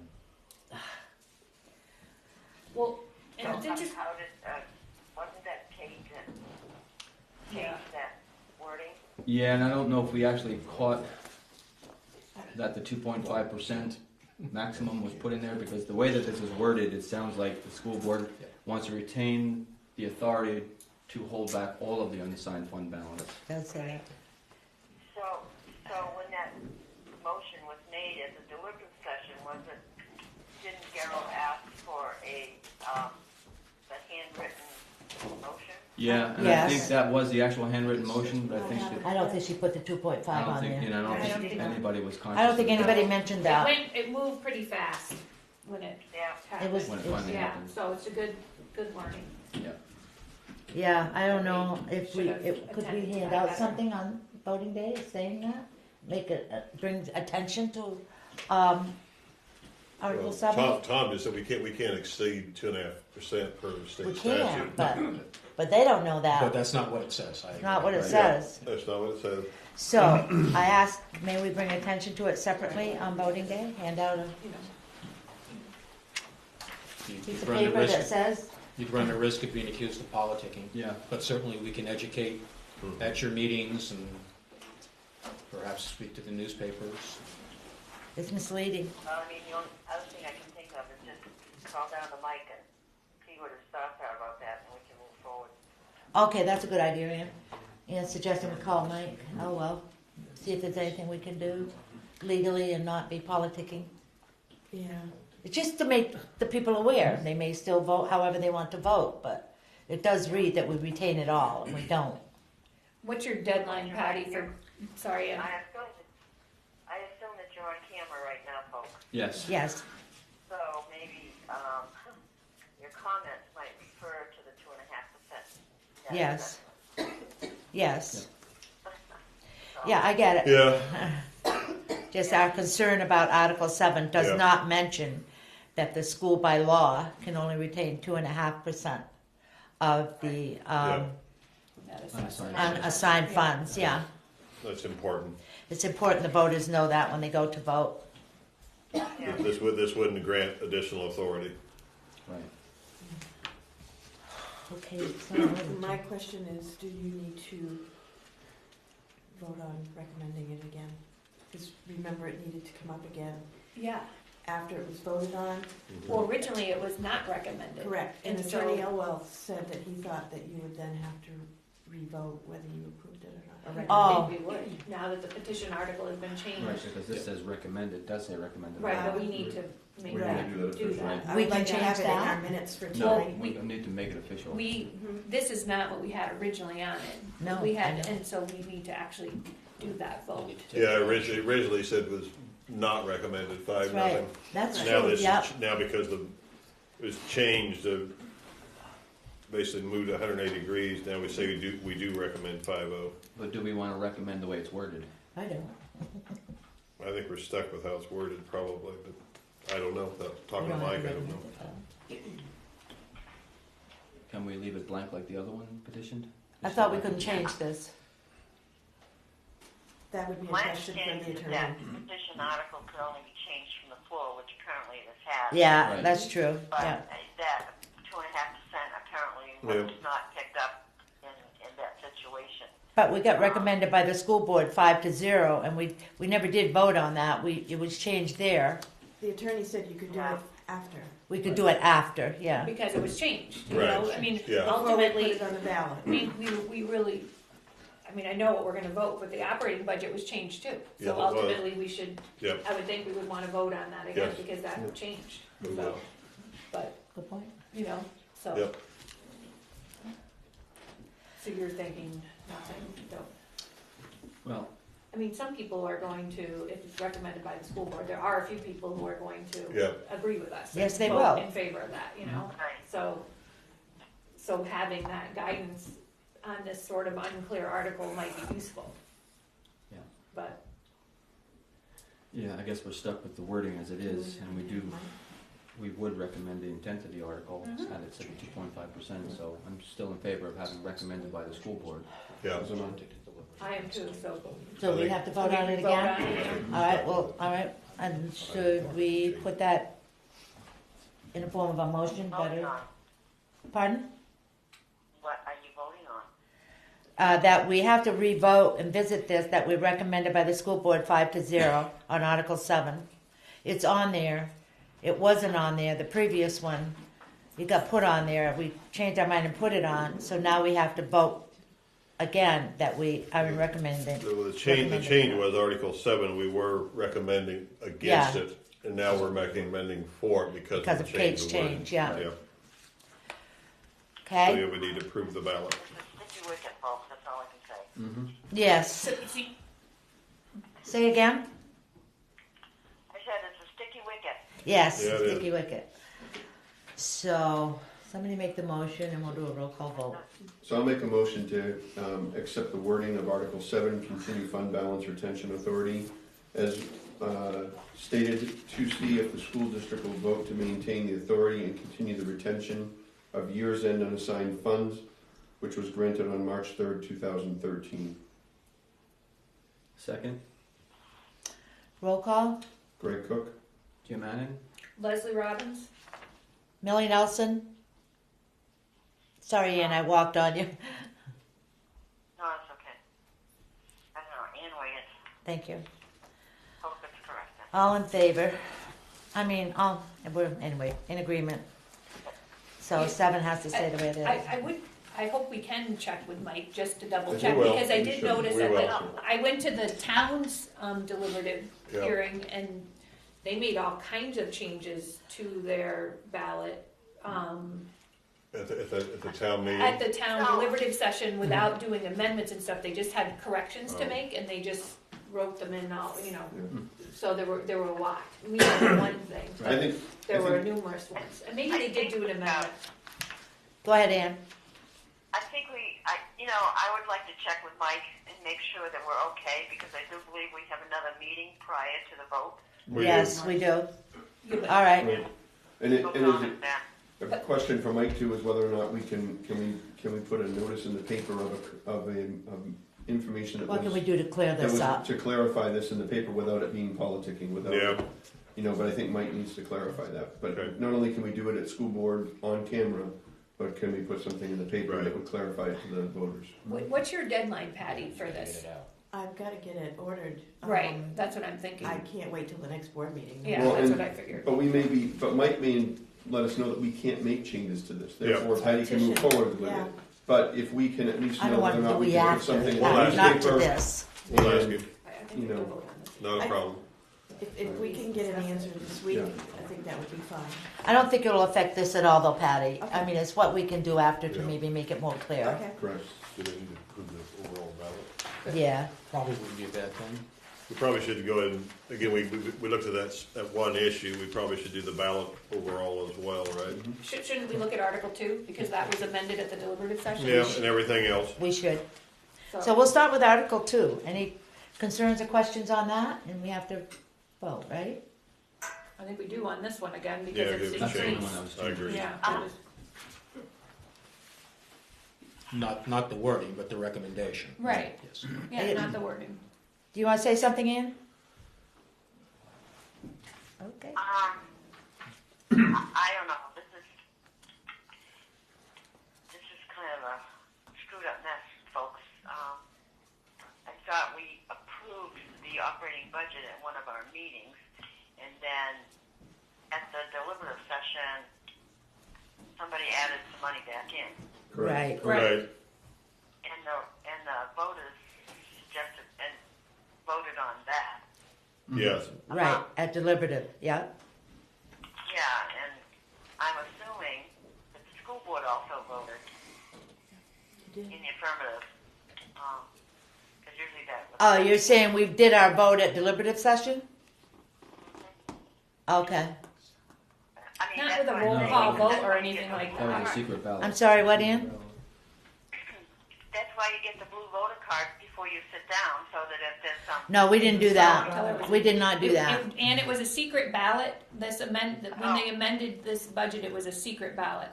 So we all voted So in if private. there was a secret ballot, did the school board vote at the secret ballot? Yes. Yes. We participated in With, the with, vote. with everybody else. So, I think, Individual. personally, I think you've done your job.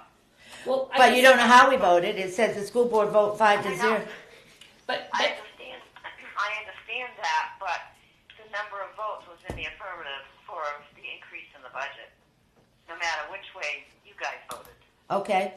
All right. We need to affirm whether we still recommend this budget. Correct. I think Yeah, it's just, we're just talking about the Yeah, recommended we're just advice. reaffirming our 5-0 vote. I mean, board. We should Because say reaffirm they had cut another, let's just say, for example, they cut on the floor, instead of amending it to add money back in, say they cut a lot of money out, then we might not want to still support it. And so then we would definitely re-vote, so what we say is on the, what we have is on the ballot. So I think we still, we're gonna vote yes, but we still have to do it. Yeah, it needs to be done. It needs to be done formally. Then Greg has the motion on the floor. And Okay. didn't you read it? No, I. Oh, you read the other one. Sorry. I'm more than happy to do it for this. No, go ahead. I'm sorry, Greg. I was thinking of the other one. So I'll make a motion, to accept Article 2 as amended at the deliberative session of the operating budget, to read as, shall the Littleton School District raise and appropriate as an operating budget, not including appropriations by special warrant articles and other appropriations voted separately, the amounts set forth on the budget posted with the warrant or as amended by vote of the first session for the purposes set forth therein, totaling $16,639,045. Should this article be defeated, the default budget shall be $17,399,073, which is the same as last year, with certain adjustments required by previous action of the Littleton School District or by law, or the governing body may hold one special meeting in accordance with RSA 40:3, 10, Roman numeral 10 and Roman numeral 16, to take up the issue of a revised operating budget only. Okay, Second, roll call. Greg Cook. Jim Annan? Leslie Robbins. Millie Nelson. And with it. Thank you. Okay, affirmative. And 3 okay? Excuse me. Yes. Is that a legal vote? You didn't have to discuss it. No, we're just After you voting. seconded it. We're just voting on. We're whether just gonna voting what we've recommend already it. recommended.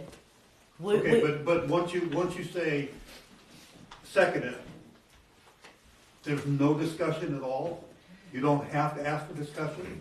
Well, we can't change this. No, We we can't don't. change the amount, it was changed by the I voters. know, but the discussion may try to persuade you not to vote for it. Oh, no. Oh, I know what you're saying. Don't you legally have to ask for discussion before you go into a vote? I didn't I think don't so, know the Ralph. answer to I that. don't. I'll find out, okay. I'll find out. Because this was decided at deliberative session. We we didn't. can't change it anymore. But you're asking. You're saying me, myself, should ask for- No, you're all re-recommend, as a board, you're putting something up to the board to vote on with no discussion. Right. This is whether or not we will agree to Yeah, recommend it's not- what's written. It was not to You already- still discuss have no it. discussion, you still have no discussion. No, we don't And I have, don't know if that's, I'm gonna find out if that's legal or because not. we're not Because discussing the I thought contents. once you asked for a second, you had to go into a discussion period. So we'll just find out legally. Oh, you're Well, saying, that's a legal With the oh, rules, yeah. yeah. vote. The rules. I see what you're Yeah, saying. no, I see what you're The saying rules of the too. vote. No, I see what you're Robert's saying, rule of but- law, but I Yeah. didn't We- do it we- because. I know, that's why I don't think your vote here is legal. So, open it back up. Yep, why not? I Make guess a motion to open Yep. up discussion on Yeah, Article 2. just open it back up, no big deal. Do we need to do Millie? Article 7? Yes, No big Ann. deal. I believe that the ballot as currently written is okay. I still, if you folks are having a problem with that, then I think we need to discuss it with Mike ASAP. No, we're not having a problem with the actual article. I don't really believe that we have to re-vote on something that we already voted on. I mean, we voted in public a couple of weeks ago before the deliberative session to take the operating budget as whatever the figures were then and approve it, which we did. So we approved our operating budget. At the deliberative session, questions were asked, so on and so forth, and then somebody amended the operating budget to, I guess, $300,000, Right. which apparently went to a secret ballot. So that's what you have to put on the warrant. We know. Correct. We did that, okay. Yeah. So I Noted. don't think we have to re-vote on every article that's on the warrant. No. We were And- just We voting don't. on the two that were changed. Yeah, So- we're gonna vote on the two that we changed. We're just I think. voting on the two that we changed in because we before we didn't The voters recommend it. changed it. Okay, please reopen this for discussion. Okay, I make a motion to reopen Article 2 for discussion. Second, All in favor? all in Greg Cook. favor? Greg Cook. Jim Annan? Leslie Robbins. Millie Nelson? Okay. Ann, are you abstaining or? What are you doing We're on gonna reopen it and discuss it, I guess. For discussion. What happened? Article 2? Correct. Yes. Recommendation. The recommendation on recommendation. Article 2. Recommendation, the Article two. only thing we're discussing is the recommendation, Is the not board's the article recommendation. itself. They're not discussing the article. I know that, I know that. No, we're I not. know what to do. Yep. All right, But they're gonna do it according to proper rules. Yeah. okay, all right. Well, Which way did you go, Ann? I'm going to abstain because I Okay. don't think we have to re-vote on Okay. this. That's fine, that's okay. Discussion. Okay, He, yeah? I don't think it's appropriate, but go ahead. I just think we've lost sight of what we're doing here a little bit, but No, go ahead, I know- Ralph, I maybe know you can what straighten you're me out. I know what you're doing. Probably can't, but. This budget got changed at the deliberative session with 44 people out of 1,300 voters. Increased that budget. Now you're trying to say you want to recommend that increase in that budget. That's what your vote's for. That's what your vote for, is you're recommending that new budget. No, Ralph, you're misunderstanding. No, You're- listen, Ralph, if we say not recommended, then we're recommending the default budget with $17 million. What would So, you rather us do? What you would prefer us the lower amount. But you just said you It's said housekeeping. on there you've recommended it. Okay, I just encourage you not to recommend the new budget. Which means But that we're then saying let's not. No, we can't It's change. $320. No, you're gonna increase it almost $1 million. No, That's not a because choice then at you're this gonna The go, 320,000 increase of $320,000. That's not a choice at this the point. options are that increase. I know that. I'm saying the board, at this point, should not recommend that article. I don't agree with that. No, we don't agree with that. That's why we're Well, then why voting. are you voting? Because you already got that in there that you recommended. Because it was amended. It doesn't make sense. It was I'm just trying to amended. Clarify what I think, if I can just try to clarify, I I get don't the, think if it was Look, amended. I Billy, understand, you're not We can vote it changing through. the article wording Okay. whatsoever. But you're opening up a vote to recommend this article as written. Right. That article as written increased $320,000 at the deliberative session. Yes, but if they approve, if they say we don't recommend this one, it's going to increase another $300,000 because it's going to lose the cut. Billy, you're opening The up a can of $300,000. worms. Yeah, I know, I'm trying, how do I stop it now? Plus, I mean, it's just, plus another 600, it raises it. You go to You 17,399. need to get the correct information from. yeah, At this I think we're point, gonna, there we're is gonna. no way I out of think it. it's going forward in separate. The chair of the board says we're going to stop the discussion and we're going to check with a mic and see what's going on because it's kind of lost its reasoning here. So, I thought we were just reviewing the warrant article, and maybe we shouldn't, because the warrant article is the way it was written, and however it was recommended by the school board. that's right, that's right. I do not believe that the school board has to recommend all over again. You know, it is what it is, and the people vote for whatever they want to vote for. The only one we had to recommend, according to Mike, was the petitioned one because it changed. According to Mike, say it out loud, Patty. At the deliberative, Mike said the only one the board needed to recommend or not recommend was the change in the petitioned article, which was number 7. Yeah, do you hear her, Ann? She said the only one we really needed to address was Article number 7, according to Mike Elwell, Because it was a petitioned article. because it was a petitioned article, yeah. And previously, we did not recommend it. Yeah, and we previously did not recommend it, but when it was amended, we recommended it. And I guess that's the only one we really had to address. Okay. So I'm gonna move this. I'm gonna leave it. Are we finished looking at the rest of them now? Okay. All right. Are we still, so, Withdraw your motion. mhm. You have a motion on the floor, though. We do have a motion on the floor. Withdraw it at least. Come with it, to reopen.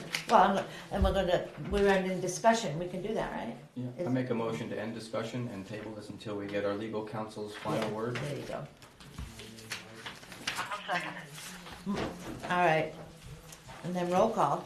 Greg Cook. Jim Annan? Leslie Robbins? Millie Nelson. Ann Wiggett. Okay, done. Whew, that was fun. New business. What do we got for, huh? Nothing on the agenda. Okay. Then we'll start with the principal and director's report. Special education report, Kelly Nolan. Still here, Cal?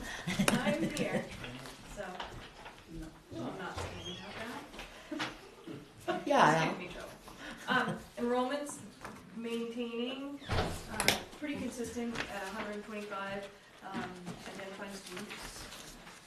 Well, when I ran the report anyway in February. It's been interesting over the last month or so. We've had some families move in with identified students and move out 2 weeks later. So we've had some more of a transient population, I think. Yeah.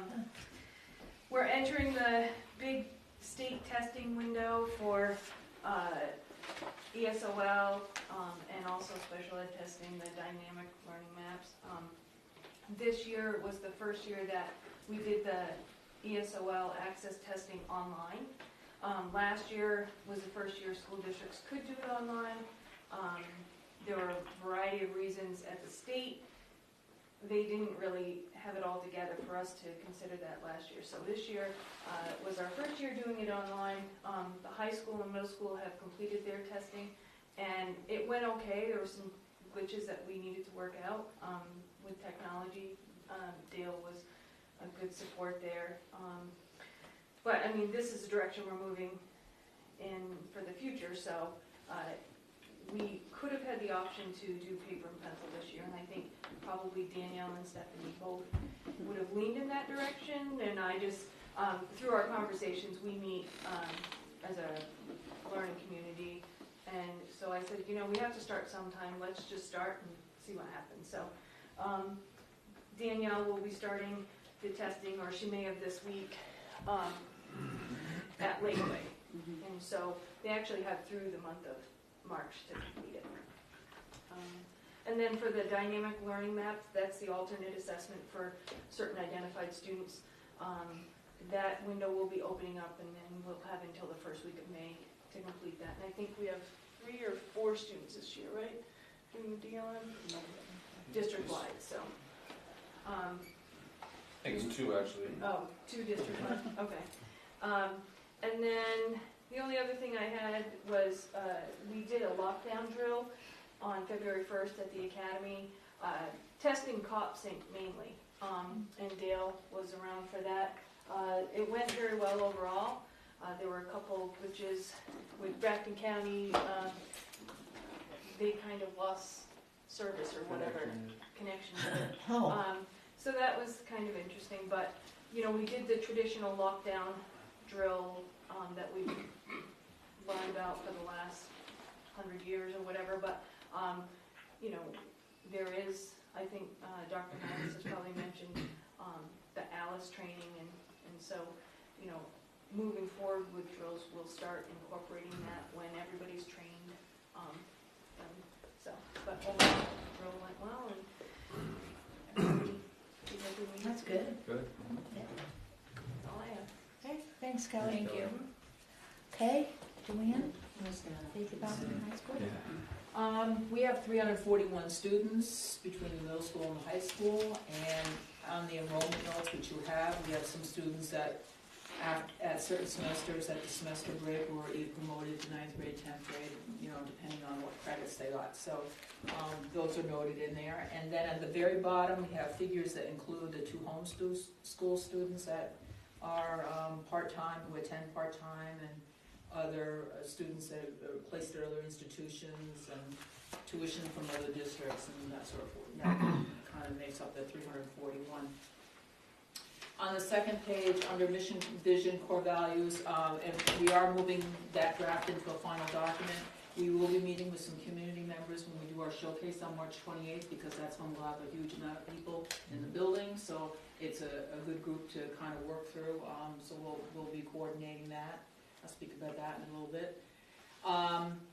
Red Apple Award recognition this month goes to Kristen Roberts for her work in setting up some healthy programs for us, and the blood drawings and so forth, and cholesterol checks, and work with Narcan, of course, with Bill Demers. So we want to recognize her for her work. And parents, school, and community connections. I've started morning job with Joanne that began on February 9th. My last one got snowed out, so to speak, so I'm at it again this week. So it's just a commutative forum time for people to come in, have a cup of coffee with me, talk about what's on their mind or not. And it's going, so it started. So it's a good opportunity for parents to come in. We have an honor roll assembly on February 3rd. Second academic showcase will be on March 28th, 6 to 7:30 p.m.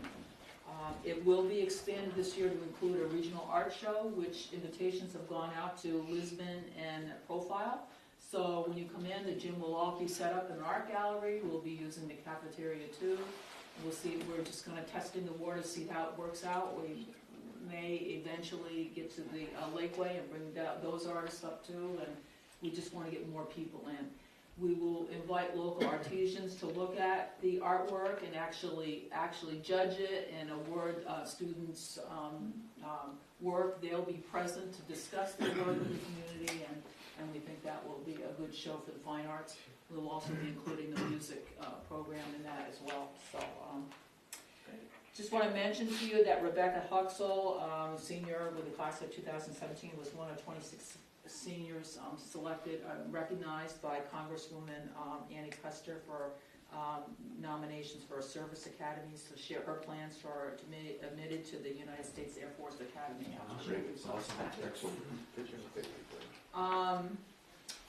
Mrs. Torres was one of my only respondents about what was going on in classes, although we have other things going on, but she wanted you to be aware of the skeletal, muscular development, and fetal development, and so forth.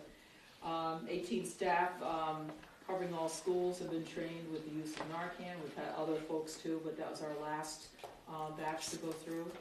10 students, as Joe mentioned before, taking AP exams, ranging from AP English Lit, which is in the classroom, 5 AP classes taking online, calculus to environmental science and AP psychology, and 7 students are taking online college classes at White Mountains Community College and SNU. So that's rolling along. Literacy Day is planned for April 8th. With Mrs. Carbonneau is coordinating with a group of folks, so that's proves to be getting more people in. Guidance, our YRBS survey is on March 8th. Grades 9 through 12, our permission slips are being mailed, and the phone calls that went out tonight. And grades 7 through 12 have an opportunity to go to SNU to attend a workshop on the impact of opioids and what effects it has. We have a lot of kids interested in learning more about that, what effects they have, and what they can do as a community to learn more about that. And as you know, we've been having workshops about that and more awareness. So we're hoping to send a group of maybe 70 kids or more down. Just want to mention the sports. The girls are going to the playoff games tomorrow, and boys are still undefeated, and the girls, of course, continue to be strong. The ski team, Zach Horn, will compete and be the champions. And Zach LaHoot placed 16th out of 67 skiers. So on the whole, this team placed 6th out of 11. That's, if you're standing in the cold, that's a big deal. So, That's right. JV Girls Tournament, winning division championship this past weekend, and just got a letter from, that's coached by Kelly Hadlock, and they were recognized for sportsmanship effort and really a class act in representing us. So that's all, you should know that. So that's what I have. Thank you. Okay. Al? Okay, new Gallon report, that report. Enrollment stays fairly consistent. You always find after the second semester, some students who may be having some difficulty in their home schools have to be reeled in and maybe complete a course they're having difficulty with. We had to do the same, so it levels out. Our post-secondary connections, very active with community colleges, community college system of New Hampshire. You heard about Running Start credits, of course. The theme now is really developing career pathways. So you're trying to create 3 to 4 college classes jointly together. So we had a discussion to discuss our health science career pathways, and if you include some other courses that we offer to high school, like English or math, students could earn up to 15 college credits through some of these programs. So we're articulated agreement with health science, and we're doing one now also with manufacturing, trying to increase those credits. The community college system once again received a significant grant to assist industry in the state. Apparently, there's a real need for employees in the healthcare, manufacturing, and IT fields all throughout the state. You talk to people locally, they'll tell you the same thing. So I did meet with Charlotte Williams, who is a workforce development administrator of the community college system, to discuss apprenticeship opportunities. So they have grant monies to offer, and this is more in the adult field, to offer apprenticeship programs free of charge for businesses in the area to help train adults. But part of that, we're offering the same level courses in the high school. So, for example, the manufacturing I just talked about, 9 to 12 college credits that they're proposing, instructing in adult level, we're going to be doing in the high school.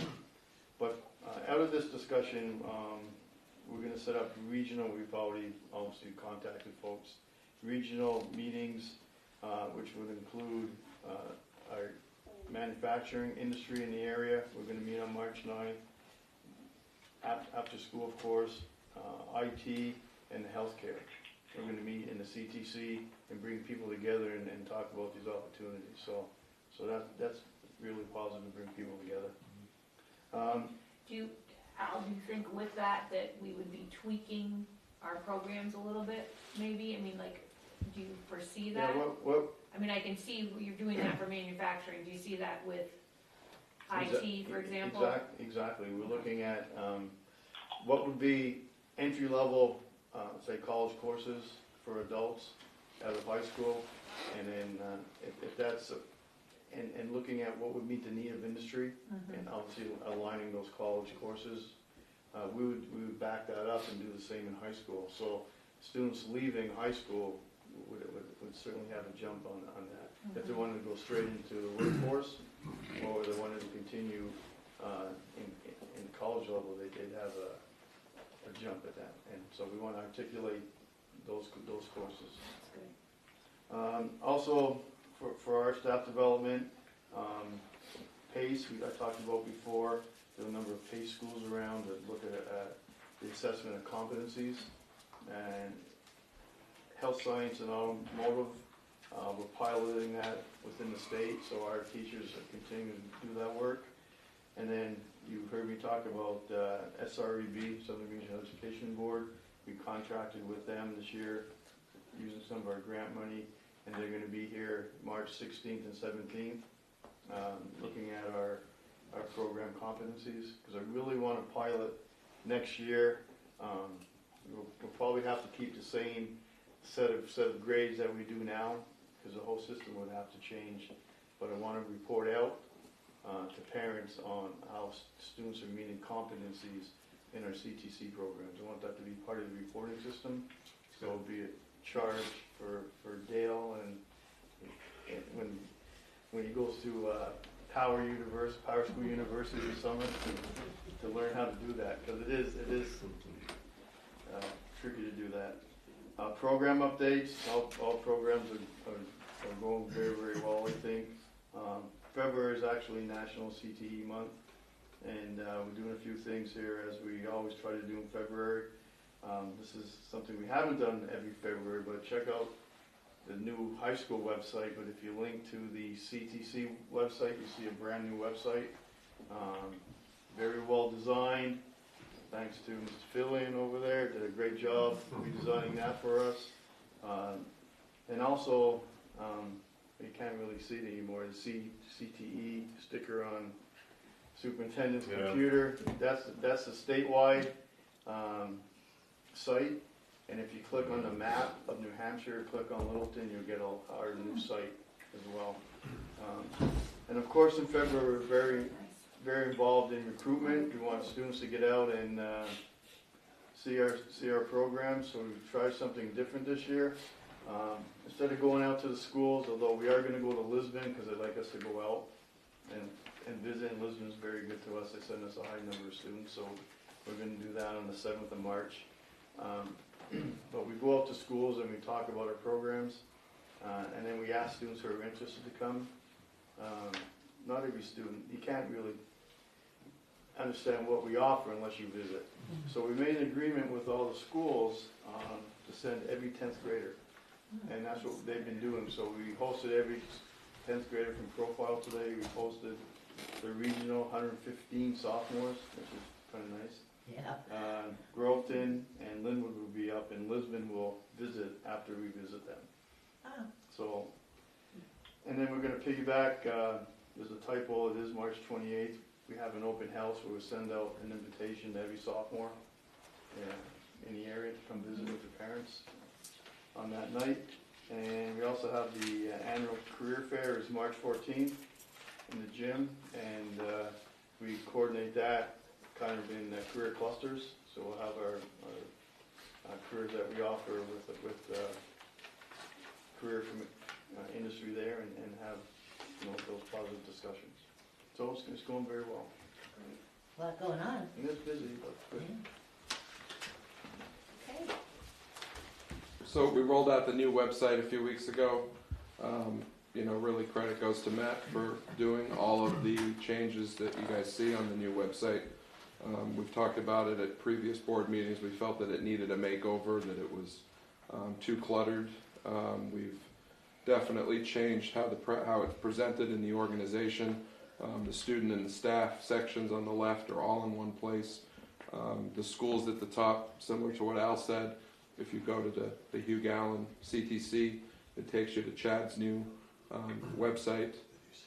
Also, we've extended offers out to staff and or departments to help them build department pages or teacher pages. We're not going to create one for every teacher, but those that want to use it, because we found a lot of dead links on the old site of teachers that hadn't been updated in 5 years. We put a tracker on the new website that will track individual page counts, so that if a teacher did ask us to put it up and nobody visits it for 6 months, it's probably not that important. So we'll probably take it back down and try to find another way. We've added the Twitter feed, which connects. We have an SAU Twitter feed for school cancellations, any notifications. That also links to the Littleton Crusaders or Littleton Athletics Twitter account, so any game updates automatically show up on the website as soon as Mr. Fillion does it, or Matt or I do the updates for the SAU. There's an employee-only access page, which you can only get to with your littletonschools.org account, and that kind of has the stuff that we all felt from a tech committee that was non-public information, didn't need to be on the old site, so we moved it to an employee-only section. And then there's a contact form on there that does work well. I think Matt and I have both received a few in the first couple of weeks from parents or people within the community that either really liked what we've done or really didn't like what we did. So it comes to us directly. As a follow-up to what others have mentioned with CopSync, that was the only program or app that was available for emergency options when we, I guess, signed into contract with that a few years ago. And obviously it was free, it was grant funded. And then we had to pay half price last year, and now it's full price at $7,700 a year. The ALICE training that both Dana and Greg Fillion have completed, we've learned that there's an ALICE app. We sat down and had a webinar demo with the company that does it. It was not a very good demo because the lady couldn't answer a lot of our questions. But I've reached out to one other school in Massachusetts that switched from CopSync to ALICE. They fully support the change because it's easier. It's a drop-down menu. You don't have to really type anything in. The app will work on all types of devices, unlike CopSync. Didn't work on Macs until November of this last year. And it's $650 a year versus $7,700 a year. So, and it kind of aligns with what we're going forward as a district. So we know we can get those questions answered. As I said in the report, the entire staff had to do a 1-hour ALICE training that has to be completed by the end of the upcoming vacation. As of the report, 49% of the staff had done it. As of tonight, when I just checked, was at 52%. So making somewhat progress, but we've all emailed out.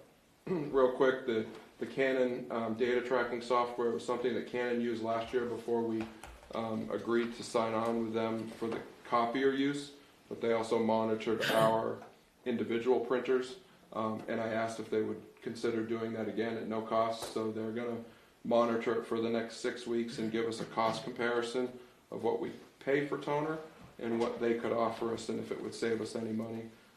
So because it doesn't cost us anything, we took them up on the offer. So the software is installed.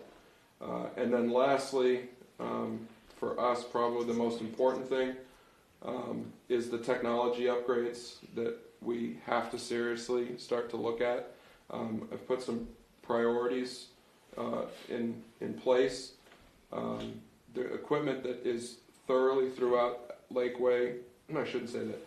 Lakeway has new switches, but the access points, as well as the ones at the high school and middle school, are 6 years old. So anything technology-wise that if you got 6 years out of it, especially the number or the amount of use they get, we're starting to see more and more of them have started to fail.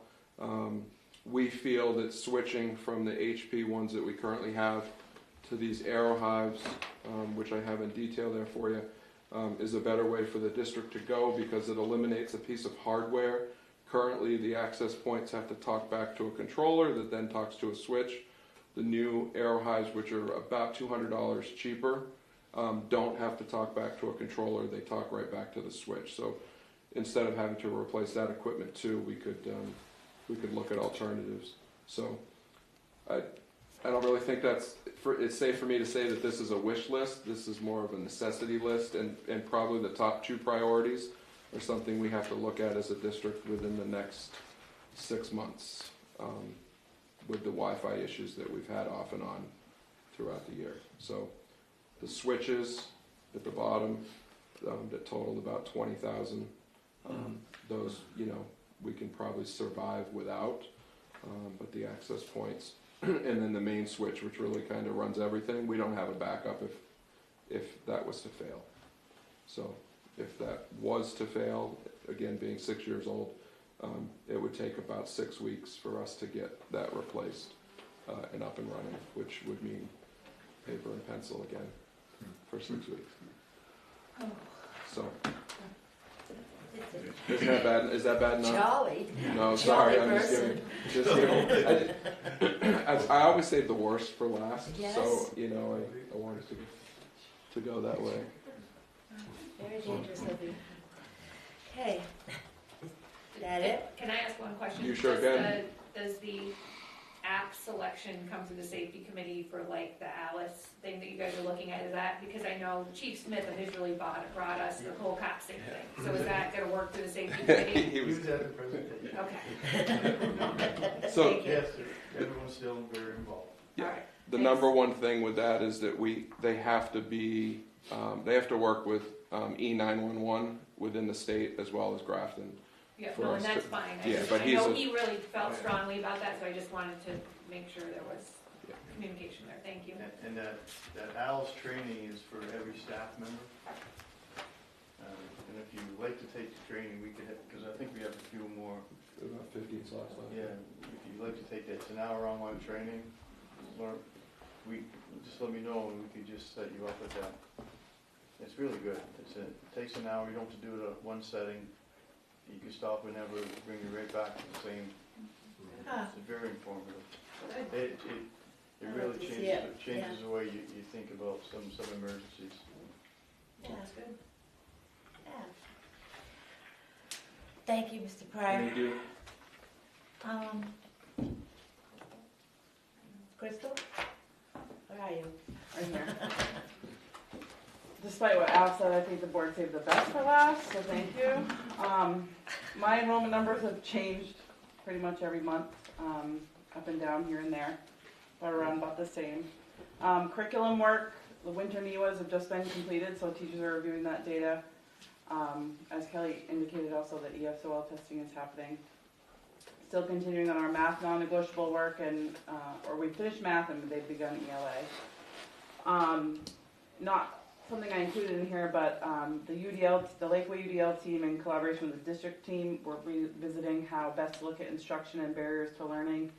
And Dr. Nallis has provided the district, Jen and a team of 4 others from the high school and myself and 4 others from Lakewood will be attending a conference in Orlando that we're really excited about. It's the National UDL Conference. So there's actually a New Hampshire Academy division that will be presenting there, so we're hoping to be able to network with them moving forward.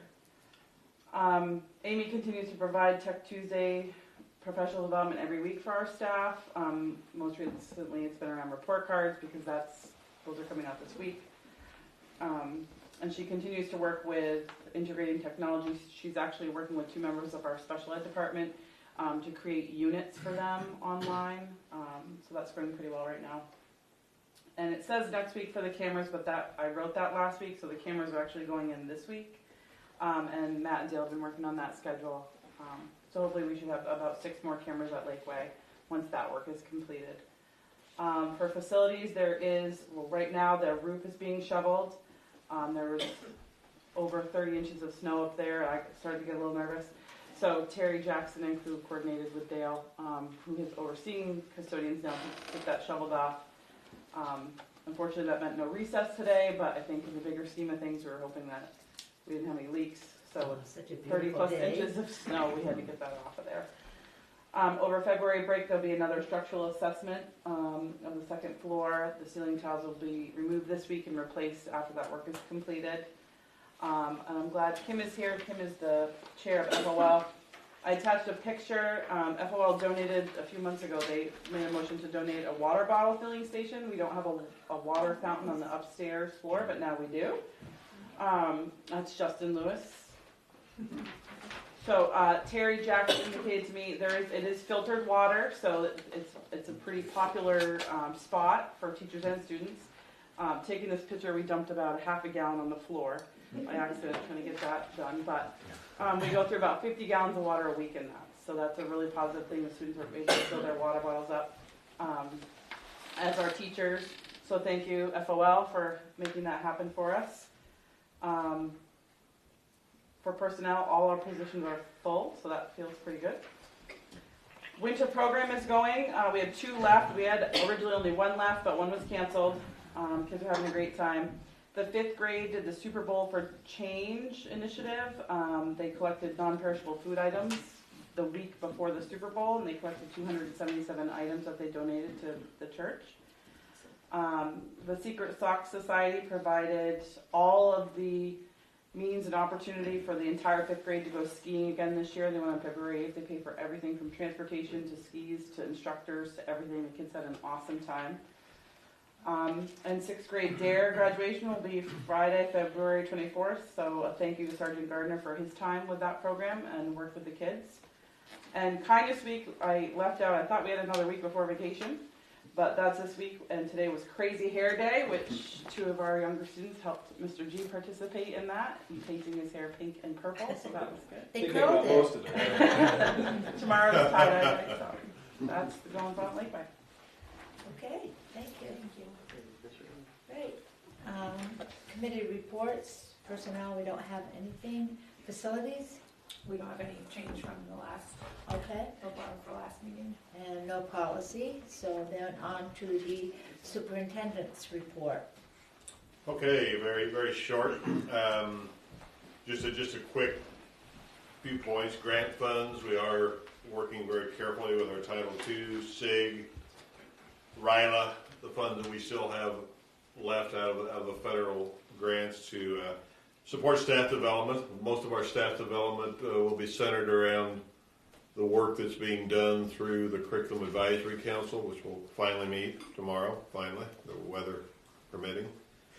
But basically we'll focus on areas related to instruction, that being universal design, areas that are related to competency-based education, and then some other areas that relate to socio-emotional learning. SAP funds or RIDA funds, we did support the SAT contracted services, at least for the remainder of the year. We'll be using for some other purposes. Joanne spoke to the opioid summit that will be held in Manchester. Those funds will be, or that particular event will be funded partially or be funded out of that particular grant. already Crystal mentioned Universal Design and the team of teachers we have going there. The North Country Charter Academy the other day hosted a legislative breakfast, and one of the people who attended that event was the new commissioner. So I think we were pleased to see him come to the North Country on his first official day of work, and it was a very good session as well. I met a couple of our kids that are attending there, talked to some of the teachers that work there. That was a very, very nice event that Lisa hosted over there. And that is, it's a short presentation here, but it's been a long night already, so that's probably a good thing. I'll stop right there. Okay, thank you. All right. Someone want to make the motion to adjourn? Sure. I'll make a motion to enter into non-public session under paragraph 2, section 3 of the RSA 91A:3 of the right to know law for numbers. Yeah, personnel. Number 2, the hiring of any person as a public employee, and number 3, matters that would adversely affect the reputation of any person other than a member of the board. Taking with us the superintendent. Yeah, and assistant And superintendent. the assistant superintendent. That's it. Okay, roll call vote? I need a second first. Oh, second, sorry, thank you for keeping me straight. You're a given. Thanks. Clerk is a given. Sorry about that. And Patty. Roll call vote. Cook. Greg Cook. Amen. Leslie Robbins? Millie Nelson? Thank you. Is she still there? Still there. How you doing, Ann?